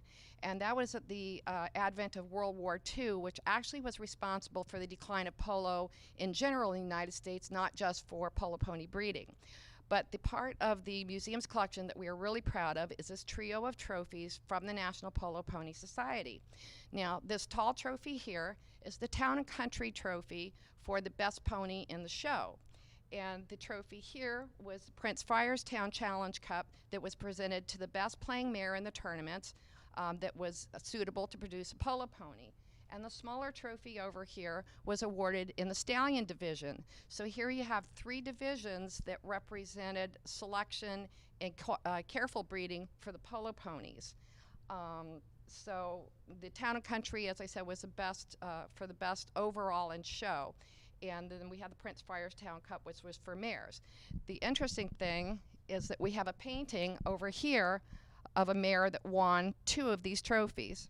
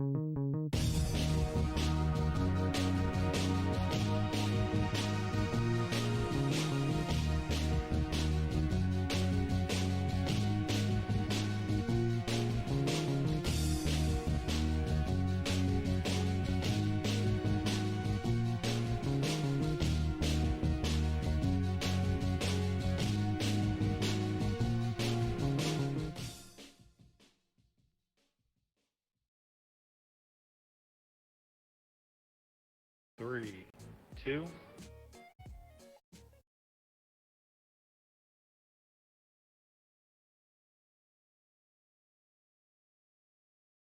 All right, welcome back to ChukkerTV, and of course our trophy presentation. Thank you for staying with us. This is the Polo Gear Challenge Cup, and there are two teams right up there. Of course, Sebucot in the white jerseys are victors today against Duda Corp. Let's go do it. Raul Roldan, Nicky Roldan's father. He's going to go ahead and do the honors here for the runners-up. Okay, the runners-up today is going to be Duda Corp. And right here, put your hands together for Carlito Tresita on 4 goals right there. Carlos, he had 2 goals on the day, Carlos. And my man, Tommy Collingwood on 5. 4 goals on the day for TC, Tommy Collingwood. Timmy Duda playing the number 3 position. No goals on the day, but a very active day for the 2-goal player wearing the number 3. We always love seeing Timmy working around the field, one of our up-and-coming polo stars. And, of course, my man KK, Chris Campson, came alive in the last chukker, had 3 goals on the day, but not enough, because today our winners of the 2019 Polo Gear Challenge Cup is going to be Sebucon and playing number 1, Pablo Polito. Pablo on 2 goals, and Pablo himself had, he didn't have any goals today, but he was up and down the field. Playing number 2, though, Juancito Bellini, 5 goals on the day for the number 2 in the white jersey. A very active day for Juancito Bellini. And, well, he got it done, too. The number 3, Pablo Spinacci, 3 goals on the day. Played an awesome number 3. And then rounding out this team, 3 goals on the day, Jared Zinni, who has been fabulous with the number 4 on his back. A very strong 18-goal team. This 18-goal team I'd take anywhere in the country to compete. Now, we did, okay, so we'll go ahead and get our final shots here. Now, as we're doing our final shots, our best playing pony had to go back to the barn because, well, she was hungry. And the best playing pony today is going to go to M4 that was played by Pablo Spinacci. Pablo Spinacci, M4 for the Bay Stallion. Our MVP of the day is going to be Mr. Juancito Bellini with 5 goals on the day. Well done, Juancito. What a day he had. Goal-scoring machine, the number 2. Now, M4, I want to talk a little bit more about M4. It was played by Pablo Spinacci. He was the best playing pony today. He played it half of the 5th chukker and half of the 2nd chukker. And this horse, well, it's an awesome horse from the Santa Rita breeding operation. So congratulations to the Santa Rita breeding operation. Melissa Ganzi, of course, and, of course, Pablo Spinacci. Well done, guys. Good game. That was fun. There they are. Put your hands together with Raul Roldan in the center, and there you go. As you got them from left to right, Jared Zinni, Pablo Spinacci, Raul Roldan, Pablo Polito, and Juancito Bellini, Sebucon, winners of the 2019 Polo Gear Challenge Cup. We'll get a couple more shots here of the boys. Great team. There you go. Nice shot there, guys. What a team, man. They led the whole game, actually. Well, they were tied. They were leading the first chukker, tied in the second. They led the halftime 6-4, and then they took it out. Raul, thank you so much, sir, for helping us out there. We appreciate that. And we'll go ahead, and I want to thank them once again. Juan Bellini, thank you, sir, for setting us up there. As we're going to go ahead and finish this one up. Well, Juan, what did you think about today's game? Another spring season's been amazing polo here, high goal polo in the spring season at the Grand Champions Polo Club. Hey, how are you, ChukkerTV? We have another beautiful weekend here in Grand Champion with incredible polo. I mean, we have really good 4 teams, and every single team just playing hard, and every game was close. So we're very happy. We're looking forward now for the next week, the Memorial Weekend. And then we're ready for Aspen. I hope you can join us and come, and we're going to have a beautiful summer there with the Silver Cup and then the original schedule for Aspen Valley Polo Club. So we're very excited, and we're very excited to have the quality of play we're going to have in Aspen this summer with Hilario Joa, Agustin Merlos, Sebastian Merlos, Alejandro Novillo Estrada, Ignacio Novillo Estrada, Grant Gansi, Carlos Gracia Jr., Juancito, myself, of course, Mark, Melissa. I mean, we're going to have an incredible quality of players, and we're going to have a lot of young kids coming. So please keep watching us and I hope we see you next week. And Dale, thank you. Great job. Thank you. Have a happy week and don't drink and drive. You said it. Hey, don't forget about the Polo School, Polo of Operation right there. Once again, thank you very much. Check out the AspenValleyPoloClub.com. That's what Juan was talking about. Our summer's going to be amazing there. You need to check it out. Get your schedules together. Check out Polo on Demand. I'm Dale Schwetz. I speak for the whole ChukkerTV family. Once again, when I say thank you, the viewers, for making us the leaders of polo broadcasting. And, of course, here at ChukkerTV, we love the polo. Have a nice day.